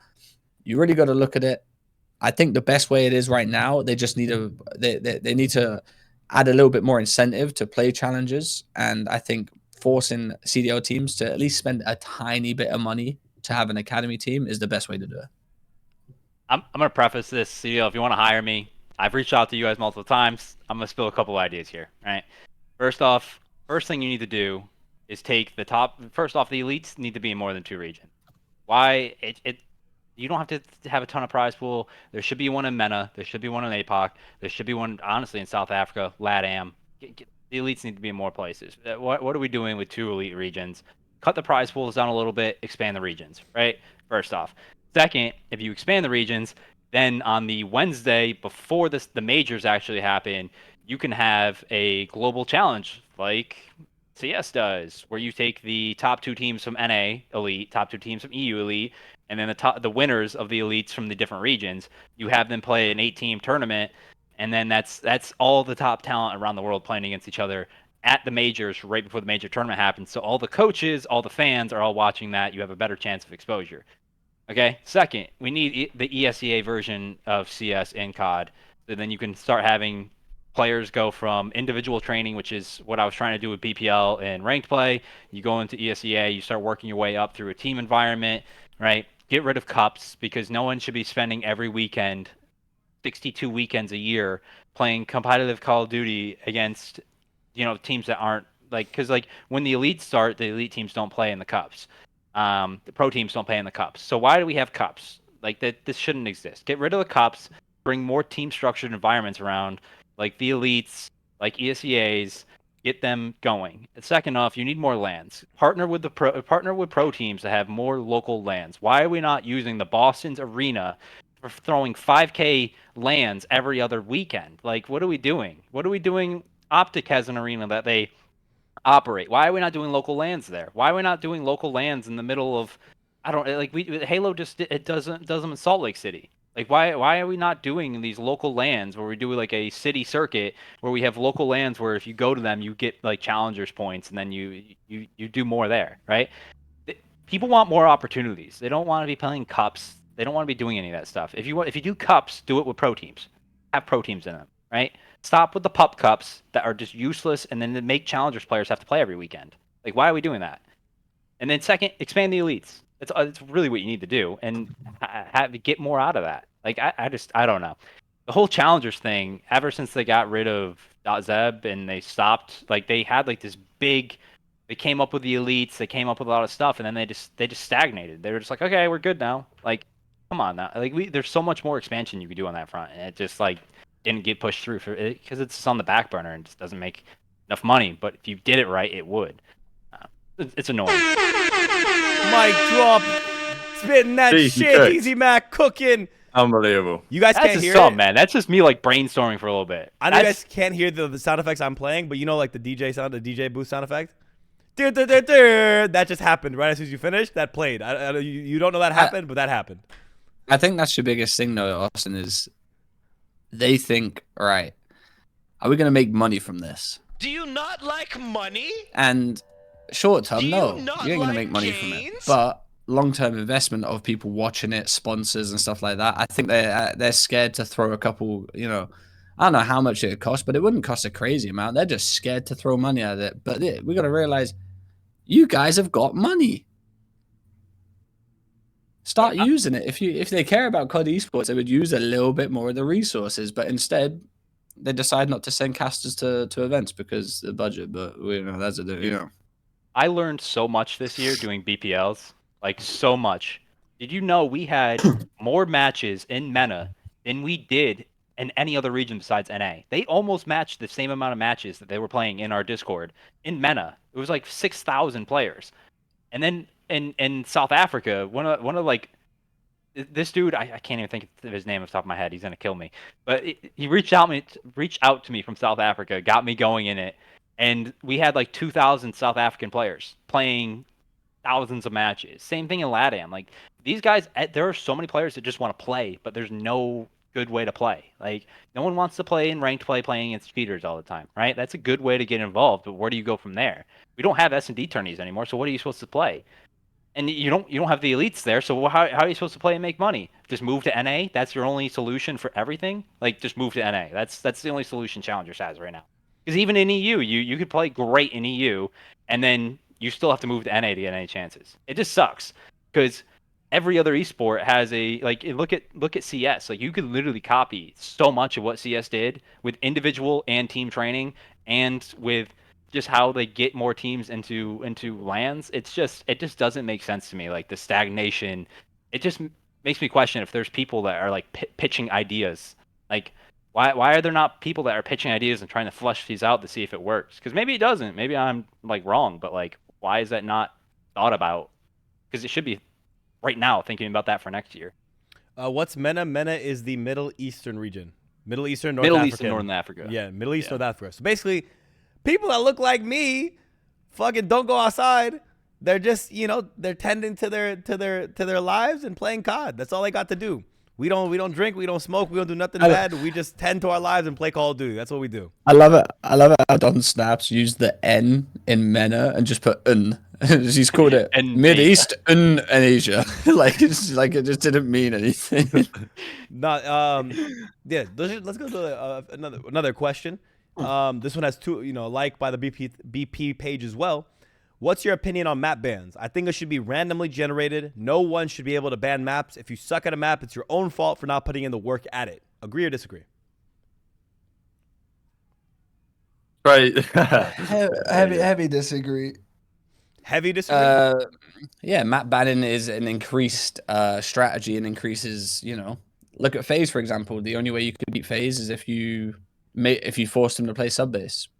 Yeah, they that can was my ban favorite it. part of fucking shake my hand going up to map vetoes, dude. I was having a That's blast for that shit. that's what I'm saying. It adds another avenue of, you know, skill to it. You know, if you're good at a map and you know a team's bad at a map, that's their fault for being bad and your fault for being good. What about set maps for league matches, map bans for tournaments? I don't hate that, but the only reason I do hate that is because online is a massive factor. Yeah, I get it. If online slashed the points in half to 5, I'd be okay with that. Dude, like I mean, I honestly think that's how it should be, anyways. But like in my head, you could have like so much fun with it though. You could do CDL could do like a random short, like, you know, like randomizing the map pools, like 2 hours before the matches starts, and then before you play your matches, you could play like 1v1 gunfights for picking sides, like. Yeah, no, there's definitely so much some cool fun ways for to that go shit. about it. Yeah, there's definitely like a little 10 kill 1v1 hard point for who gets team A, That would be team B. cool. Instead, Yeah, instead, your Pick, captains have to but, play it out basically. yeah, or you just choose your best player. But instead, do you know what they do, guys? You know what they do? They load up a fucking coinflipper.com website and flip a fucking coin. I think they did that though because the players pushed back on it. But I really think like if they wanted to go like for fun content and like doing a bunch of stuff for fans, I feel like that would be really cool. Just seeing like Shotzi and MC go at each other, 1v1 for map side. Yo, you know what would be a better idea is if they randomized it. Randomize the player from each team and you got to play against them. Like imagine your worst player's got to come against him. You get called up like a reliever. Yeah. You get in there, kid. Load up. You got like a rush shipment. You've got like Clay, who's like a slow AR versus like fucking Shotzi, who's just fucking flying around. Just Clay was good at at that shit. The 1v1s, I think he made the finals, didn't he, against Cell in the MW19 1v1 challenge. Okay, The only reason, you guys want to know something? I pitched the CDL to do an all-star show right after Major 4 going into Champs, where we did an award show, where we did the 1v1 bracket, where we did like, I said if we want to do it down in like Texas or something, you could get like all the players to go and do like a horse competition or like basketball stuff. You can get them to do like actual IRL stuff and make a whole award show out of it. And like all like, I don't know. I had a whole plan. I had a whole idea for it. It would have been sick. I feel like it will happen at some point, Austin. It's just right now the CDL got no money. Respectfully. I think stupid. Going back to the map bans and stuff like that. I will always die on this hill that at Champs we played LG and we were better than LG. Like Splice versus LG, we were better than LG. I know we were. At Champs we played our 3 worst maps, and we got 3-0 smoked. Like no, it was our worst S&D, worst hardpoint, worst uplink, and that's on us for being bad at it, of course. But like, we don't have a fucking chance. Yeah, you just get unlucky with the relative map vetoes, and it just doesn't get to show. I think what I would like to see, I like map vetoes to stay, but I do like the idea that the pros should have to be better at more aspects of the game. Because right now you can't just chalk up a map and say we're never going to play it. This is, I mean, I don't really want to get into the whole pro or con ban and protect argument, but I do think that there should be something like that which forces the players to have to learn to use more than one weapon. Because you saw that in Black Ops 3, although ban and protect was kind of cheese, there were elements that weren't good. The fact that the best ARs in the game could do it with the M8, the XR2, even the ICR, you know, the M-Mana War, the HVK, like they had to be good with every gun. They had to practice with every gun. This is why it doesn't work though, Rab, because we use ban and protect and we GA'd rapid fire and high cow. Okay, so I'm thinking I'm gonna be smart. What do these guys need? They need stock. All right, so I was like, I don't need stock. I'll ban stock. These little fucking American bitches used high cow and rapid fire because we didn't ban it because it was GA'd, and because I banned stock, they were like, oh, I can't use this. So they would use the GA'd stuff because we didn't ban it. Yeah, I know. That's they were fucking crying. cheese. That's fucking yeah, that is crazy cheese. That's but fucking like if it was executed better, it would be good for the game. This is why I tell people that ban and protect sucked, because we had GAs on top of the ban and protects, but what can you do in game when, like, you know, we had our like tactics. You know, I would ban stock because all the Americans use stock and I didn't, so I was just better than them in general with it. I would ban the M8. I would ban the M8 and ban the HV and ban the Mana War. So we forced to use XR2 and HVK because we practiced with those guns a lot. Yeah, when we started doing that shit, the Americans got pissed off because they couldn't use their most loved shit, and then started using the G8 stuff, and we couldn't do anything about it. Bro, they were running around with Pharaoh, high caliber rapid fire, just one bursting. Dude, Toxic. I just don't think the way GAs exist right now should exist. I just think. Welcome to the camp, brother. Welcome to the camp. Let me preface this. GAs need to happen, right? But they shouldn't be a GA. It should just be the rule set. And it shouldn't be the players that are responsible for doing that, because the players are going to want to make the game enjoyable for how they want to play the game. They're not looking for how the fans are going to view it or anything else. So like the players are put into positions where they shouldn't be put into. And then it should really be on the league and honestly a competitive committee to actually make those decisions. I mean, we're in year 6 now of dealing with GA stuff, and now it's just like it just plays out in public, and then it's year 6 of just stuff just not getting handled well. And again, I actually defend the players on it. They're put into a lose-lose situation, so it's just on the CDL to actually make the whole process better. Again, I've wrote an article on this. The committee thing is exactly what I pitched as well. It makes a lot more sense, but it's just organization, cost, who's on it, disagreements. At this point, you know, I'm part of the subcommittee, but Tommy is definitely the lead of the GA committee. We have a system now. It's not an official one, but hopefully into the Microsoft World League will hopefully have some more money available to make an actual committee. That's the other side of this as well. But continuing on to our last 2 questions. Do one more. We can do one more. We'll do I think. two. Last 2, but make them quicker. Damn, guys. Y'all be yapping. Speaking Japanese and shit. Learning my language, okay? Calm it down. Will they ever do a listen-in on search? I think that would be crazy. I mean, they do release the comms for search, but, like, the teams do it. Yes. So, like, the teams get to choose. I think listening for search would be... It would probably be too much, but they could do it, like, mid-round, maybe. I think at the start of the round, you run the risk of, obviously... strats, but I don't know, in like a 1v1 2v2 I'd like to see it maybe. Nah, because there's some heinous shit that gets said in S&D. I get to listen. Yeah, maybe there might be some heinous shit said, but at the same time a lot of teams have been very critical about that, and not whether strat calls or reactions or this player's here, go do this. There is a lot said during S&D comms that you wouldn't want your competition to know, and since it's randomized, it makes it worse. Like, okay, they heard our comms and our call-outs and this and that, but we don't get to hear theirs now. So it kind of causes a little bit of chaos, which is why we don't hear listeners on search. Last question. Go ahead, Trey. I was going to say, is there any listenings in any other esports, or are we the only ones that do listenings? There are. No, there are. It's just respawn. So teams usually make a fuss about like strategy and stuff, and you know. Personally, hearing but like I'm saying, like, is there any other esports that do listenings like LoL and stuff like that? Yeah, they in CS they do it, but they do it during the mid-round breaks, usually. like during the halves and stuff. And then in I think in Halo they do it too. I'm pretty sure. And I know they used to do it in other ones too. Usually it's round based though, so it's harder to cut straight to it. Yeah. Sorry, Ace. You good. Last question. Just finalize and thank you guys. Thank you fans. Thank you everyone for being part of our communities. And I wish we could get to all the questions, but it's just like every week just put them up there, and if you get upvotes, you'll be on the top of the list. So we're gonna get to the most liked and most upvoted ones. Put a good question and you'll get answered. Last question: whose POV do you love to be on during matches, and whose POV do you hate to be on during matches? We've talked about this before. Whose POV do I hate? As someone else go, let me think about this. My favorite, see who I'm gonna roast. Favorite POV to be on during matches, personally, has got to be Hydra's. I enjoy his POV a lot. Decision making, snaps, just what's going on. I enjoy his POV a lot. My least favorite POV, for a long time, was Adam Assault's. So, but now who's in the league now? League now, I think my least favorite online at least is Fellow.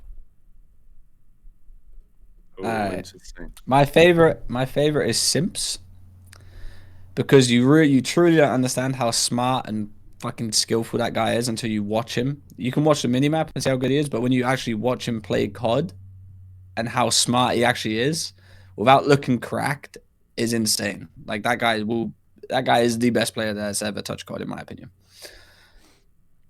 Yeah, Player who I hate the most. Worst. Yeah, drop your worst. Just because he's slow as fuck, and he'd be throwing those dodgy ass motherfucking nades. Dude, off of one clip, here it goes. Drop it. Nah, look, I was gonna say Lamar to troll Ace, but I was gonna troll Ace. I'm dead, bro. I'm dead. Worst POV is crazy.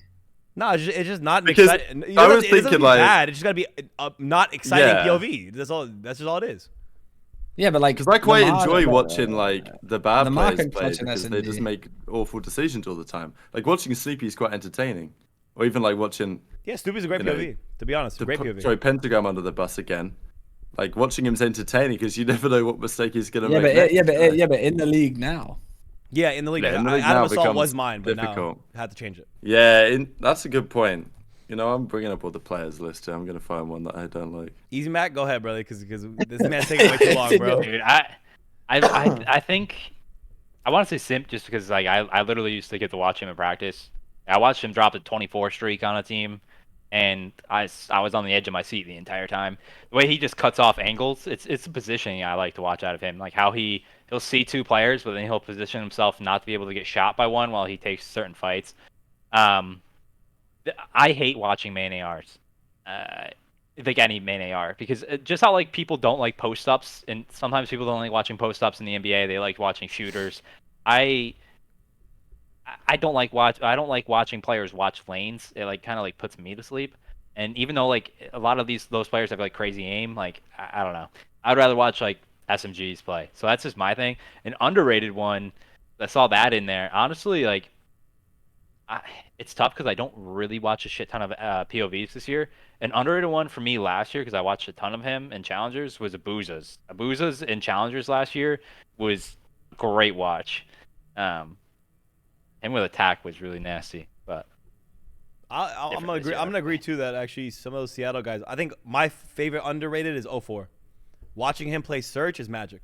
It's literally you're watching a star in Search play, and it's like, again, I've said it before, it's like he has a radar on. The way he predicts where people are and how he's just playing, I don't know if it's the comms, I don't know what it is, but 04's POV in hardpoint sometimes, but in Search specifically, is majestic to watch. All right. I'm going to go slightly against the grain a little bit, because I think watching some AR players can be entertaining, but I'm going to say Scrappy, I think, as my favorite POV to watch, because he plays the game in the same way that Hydra plays the game, on a completely different level from an SMG POV. It's the same for Scrappy from the AR side. Yeah, some interesting shouts on like 04 and Estriel. The one that I don't like is POV, having thought about it. I don't like watching Hook play. I was thinking that. His aim is so weird. When Hook is on, it's amazing. When his aim is bro, off, bro, it's bro, crazy. Most of the time, it is painful watching him play. Nah, but even when his aim's on, yeah, I don't have faith in him winning the fight. Yes, what is it about that? Like, bro, I he feel was a like shooter back at I feel like his aim's just like this every single time, even if he's shooting. I've always said this about him. He scares He's like me. the Kirby. Let's go, everyone. Ray just coming through. Benjay Ray. The Benjay Raid. Thank you, Benjay. Dude, watching him in SD is an experience, though. You're like, he did that. Oh my, he's hitting it. What did we say about? And you're like, holy, oh my god. What did Nate say about Ben again? He just Shut raided the fuck up, Ben. God damn it, Trey. Calm down. The man just gave us a raid and you're already over here kicking dirt. Like, relax, man. That's my guy. That's my dog. That's my guy. That's my guy. Yeah, he wouldn't give me a key card to the flank. Oh, I remember that. Intel. Thank you, Ben. Appreciate it, bro. Trey needs to lock in. Yeah, man. He's calling you out. You know, I love Ben to pieces. He knows that. Absolutely. Should we answer like another question just because we got raided? I think we got answer one more. We gotta do another raided, question. Okay. All right. Here's what we're gonna do this. Each one of us is gonna put in one player, by the way. So I don't want individuals, okay? Which 4 retired players would you team together that have the best chance at winning champs or a major? Each one of us can put one player. Right in this now. team. Yeah. Retired right now, they're coming back and they're playing at this point in this game in their current state, not in their prime. Yes. Nah, it's Or gotta be prime. prime, right? It Prime has to or be. current? Well, it has to be prime. Like, motherfucking Damon ain't coming back and fucking World Star and Simp now, is he? Like, let's be honest. Yeah, but I mean, like, That's fair. I mean, but yeah, I have that's the best chance. But if I can You put in heard like Slack. You're not scum allowed to crim coach unless you formal, gun your own players. like then they're gonna have a good chance. Like I want a team that has an outside. You know what I mean? I want a All team that right. has. Who's like, an going outside first? Which one chance was of going winning. first? Which one is going first? Pick one player. Right. Wait. Yeah, So pick prime one is player that's too easy retired. though. All right. We won't do prime then. We won't do prime. All right. Pick one player. I'm going first because I'm gonna cheese this Octane.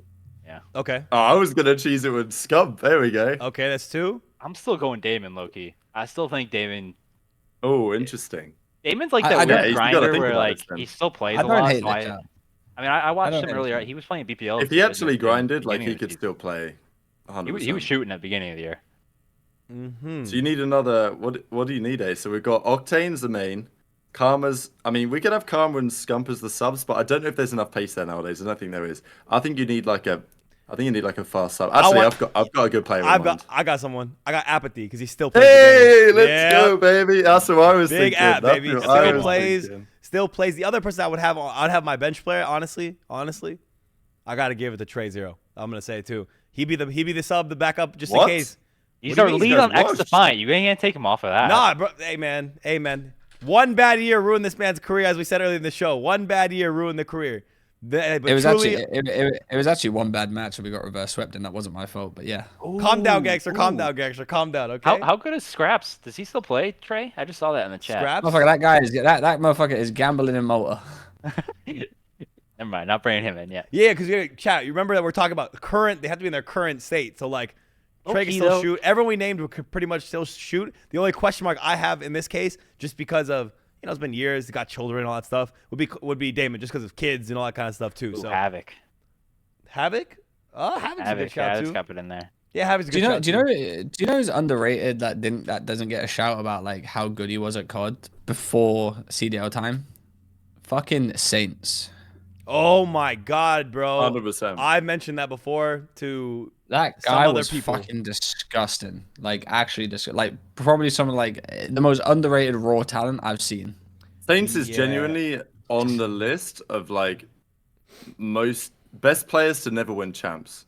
Saints is right up there, I think. That's probably a really good list, honestly. Yeah, Saints There's like actually one of the best Octane and players. Kenny were probably above him, but then they won it. So then it's like, yeah.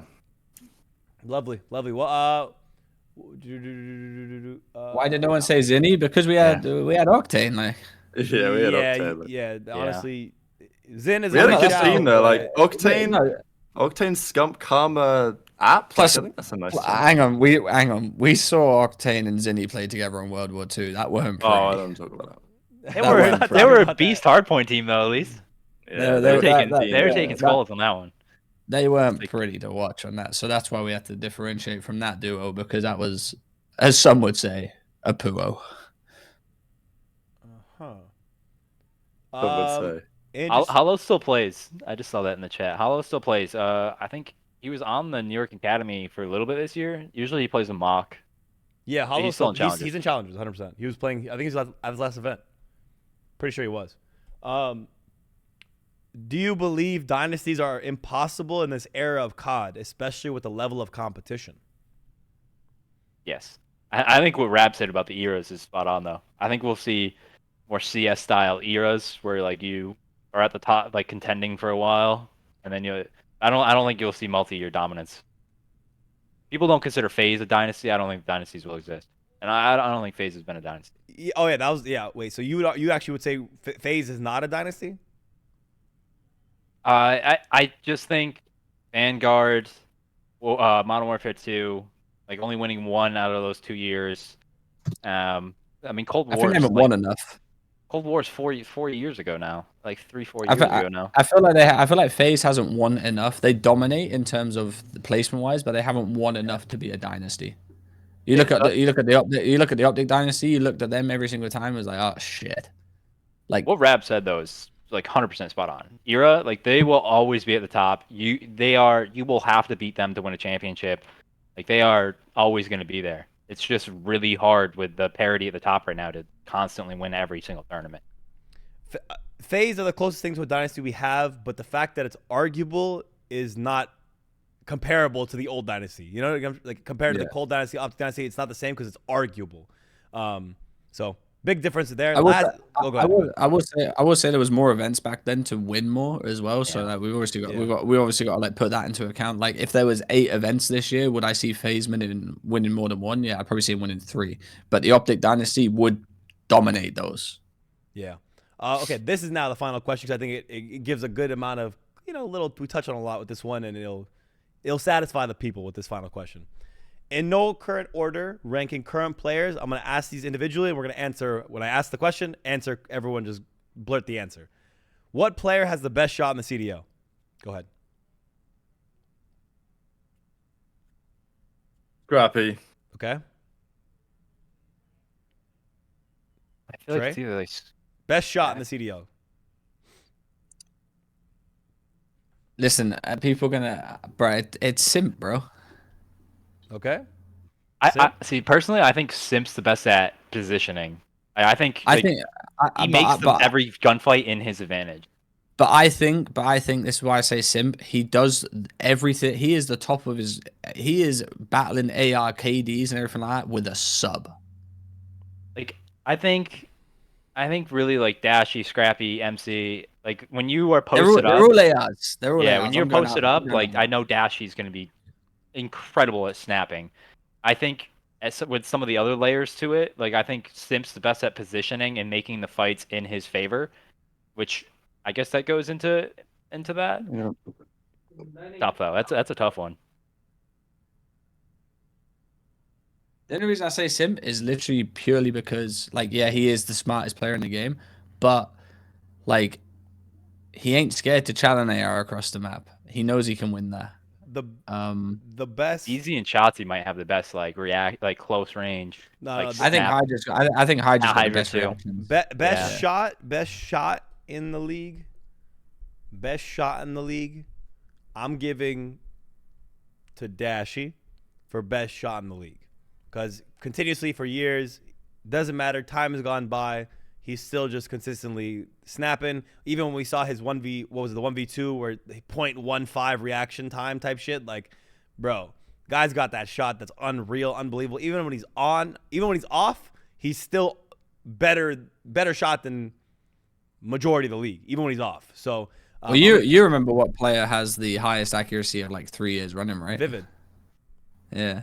Technically, Reese Vivid would actually have to be our statistical number most guy. Accurate. Yeah, I never trusted it though, just because like I don't know how they would have tweeted out wall bangs and stuff. Well, it's not even that. How many times does someone shoot someone in front of him to like not shoot across the map to, you know, like I could have 100% accuracy in the league if I shot 1 bullet and got dropped. You'd be the new Reese Vivid. You take over, brother. Good shit. Proud of you. Who do you think would be the best sniper this year? If snipers were allowed, who do you think would be the best sniper? This year, with this game, I'm trying not to glaze Simp, but that guy's the best sniper in the game too. I'm not lying. He wouldn't be sniping though.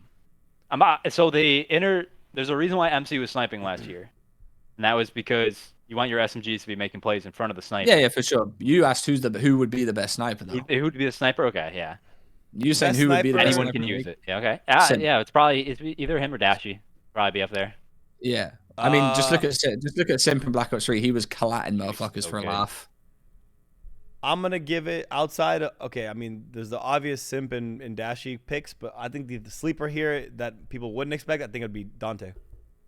I was gonna say Simp too. He's very good. Simp with a sniper is unreal. Rab, you good? You look concerned. What's going on with you? Yeah. No, I'm good. These guys, some guy just turned up to our room and gave me like a piece of chocolate cake, like as a present or something, you know.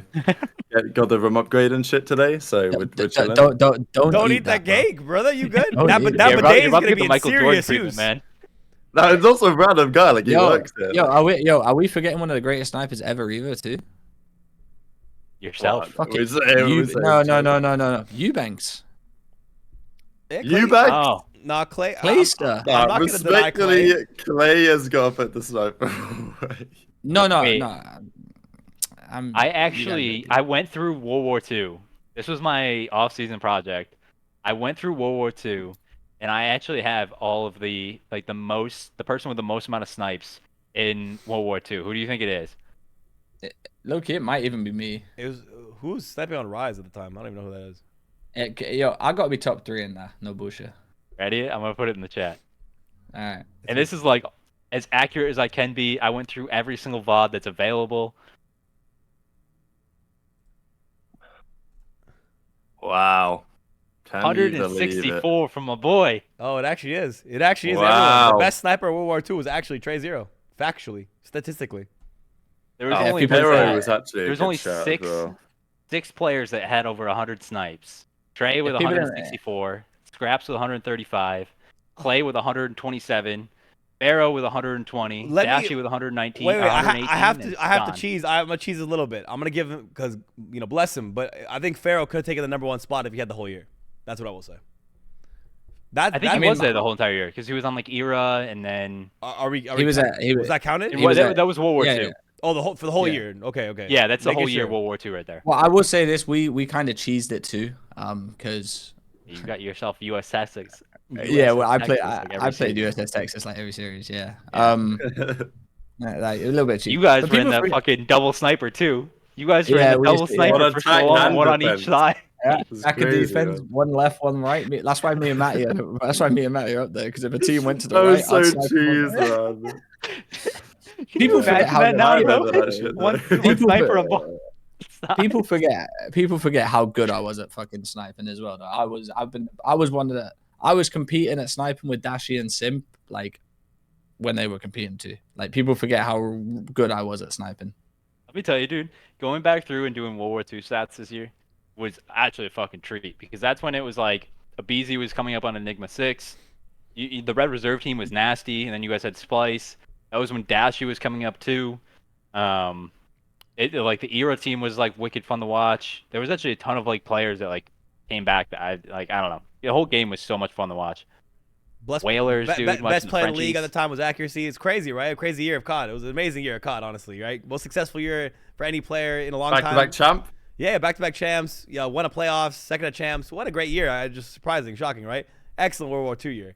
But continuing with this list, by the way, who has the most ice in the league? One player. Everyone name one player. Most ice in the league. I'm dick riding, but Dashy again. I'm gonna dick ride. Wait, watches one championship Sunday and says Dashy. It's interesting. I mean, best shot I gave Dashy, best snipe I gave Dashy, most ice I'm saying Dashy. I'm dick riding. It is what it is. I mean, to be fair, Dashy did have like 15 clutches. He's clutch leader even before the weekend. He's clutch leader before the weekend. So second place is 11. He's at 15 with 5 1v1s, 8 1v2s, and 2 1v3s. I'm gonna throw a little one out there. I'm gonna throw like a side one off there. I think Hydra. Highest clutch, best clutch, most ice. I think he's got the highest clutch potential out of people. I think he's got some serious ice and like 1v2s as well. Okay. I think he's a very smart player. Okay. You want me to? You're talking about? Yeah, I can burst your bubble this year. I'm sorry. He has 1 clutch, and he has a 4% clutch rate, which is one of the lowest. That's numbers, Mac. Bullshit numbers. Statistical. I think in the CDL era, like the first one that came to mind was Insight. And I know that maybe hasn't been true the last couple of months, but like when run the numbers on that one, easy, man. Yeah, run the numbers on that. Sure, it ain't great. But like over the last few years, it's Insight. If you want to say right now, it's probably a different question. I might even say Simp. I'm not gonna lie. I think actually it's Simp. Fifth, right? He's in 5th right now with 8. I might put Draza up there. I might put Draza up there too. Yeah, we got to move this quicker, by the way, because I got to get to dinner and get some food. Yeah, we got to wrap this shit up. We're about to be done. Yeah, I think you got to go with Dashy and Insight would be the clutch duo. We're doing that last game shit with Nadeshot, and he's like last question. Like, yeah, fuck it. Yeah, all right, fuck it. Yeah, toxic. Okay, we're gonna do a toxic question to end this, okay? Because it's spice for everyone in the chat. Ready?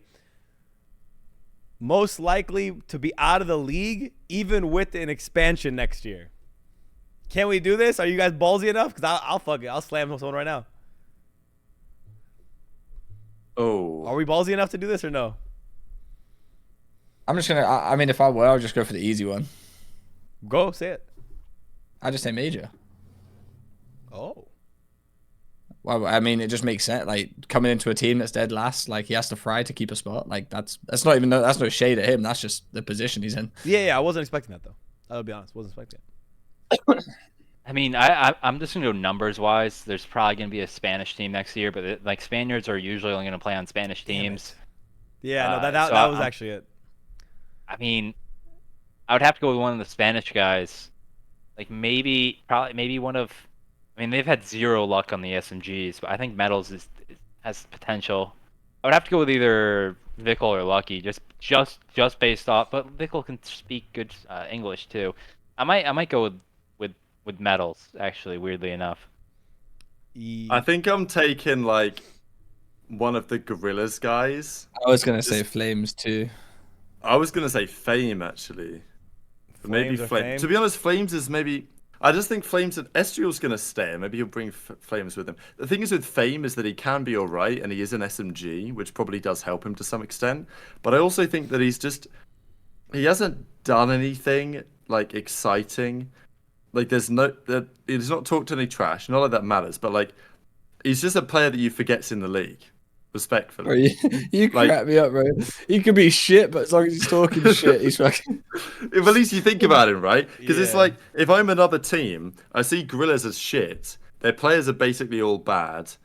Estriel's shown some promise, and maybe Flames is his duo or something. Diamondcon's fallen off. Assault's been dropped. Fame's the one that you kind of forget's even there. So it's like, if I'm a new team building a roster, Fame is not necessarily the first guy that comes to mind. It's like if Scrap even though he is an SMG, so like there is a possibility there. It's like if Scrap was shit, you'd be like, yo, at least he's chatting shit. Like, give him the fucking. Yeah, like he's getting on a thumbnail. Like I don't think Fame's been on one thumbnail. Yeah, I'm gonna have to go with one of the Spanish guys personally. Maybe Metals. It's just numbers struggles. there. It's numbers and the English issue, like the literally teaming with a new team. So I think they would have the hardest time generally just because of that. But maybe the other shout too, maybe Brezzy. I don't know, just because of French. I did think that, but then I thought like, given that Abuza and they might form a bit of a French thing, you know. Yeah. I think he would probably be. He might be a contender for like Minnesota too. Like if they did make a change just because of Lins, and I think Cobra's bound to be in the league at some point. I feel like that would be a good destination for him too. Yeah, absolutely. Well, that's the only reason I said majors, because it's just like he's coming to a team that's dead last. You know, he has to fry to, you know. Yeah, it's no shade here, guys. Of course not. But that's going to conclude it. I think we answered more questions than we even expected to, literally. Thank you for all that. Thank you for every question you guys had. Thank you for all the, the support, the love on the videos. Our last video was bumping. The numbers were nice, okay? The numbers were looking they made me tickle a little bit. Please drop more likes, comments. Join up the community if you're not part of it on Twitter, on YouTube. Just the love has been incredible, guys. So Friday also, this Friday, pre-show will be live. We will be live for the pre-match show, an hour and a half before matches start. Me, Trey, Rab, EasyMac if he wants to come along, why not? And maybe a special guest potentially there too. We'll be live for that, so don't miss it. That'll be live on YouTube, not on Twitch, live on YouTube. So make sure to subscribe to the Breaking Point YouTube to make sure you don't miss when we go live or when Breaking Point drops a video. That is Dope Check episode 22 with EasyMac, Ace of Stocksman, Tactical Rab, and Trey Zero. We appreciate you watching, and we will see you guys next week. We are out. Love you guys. See you next week.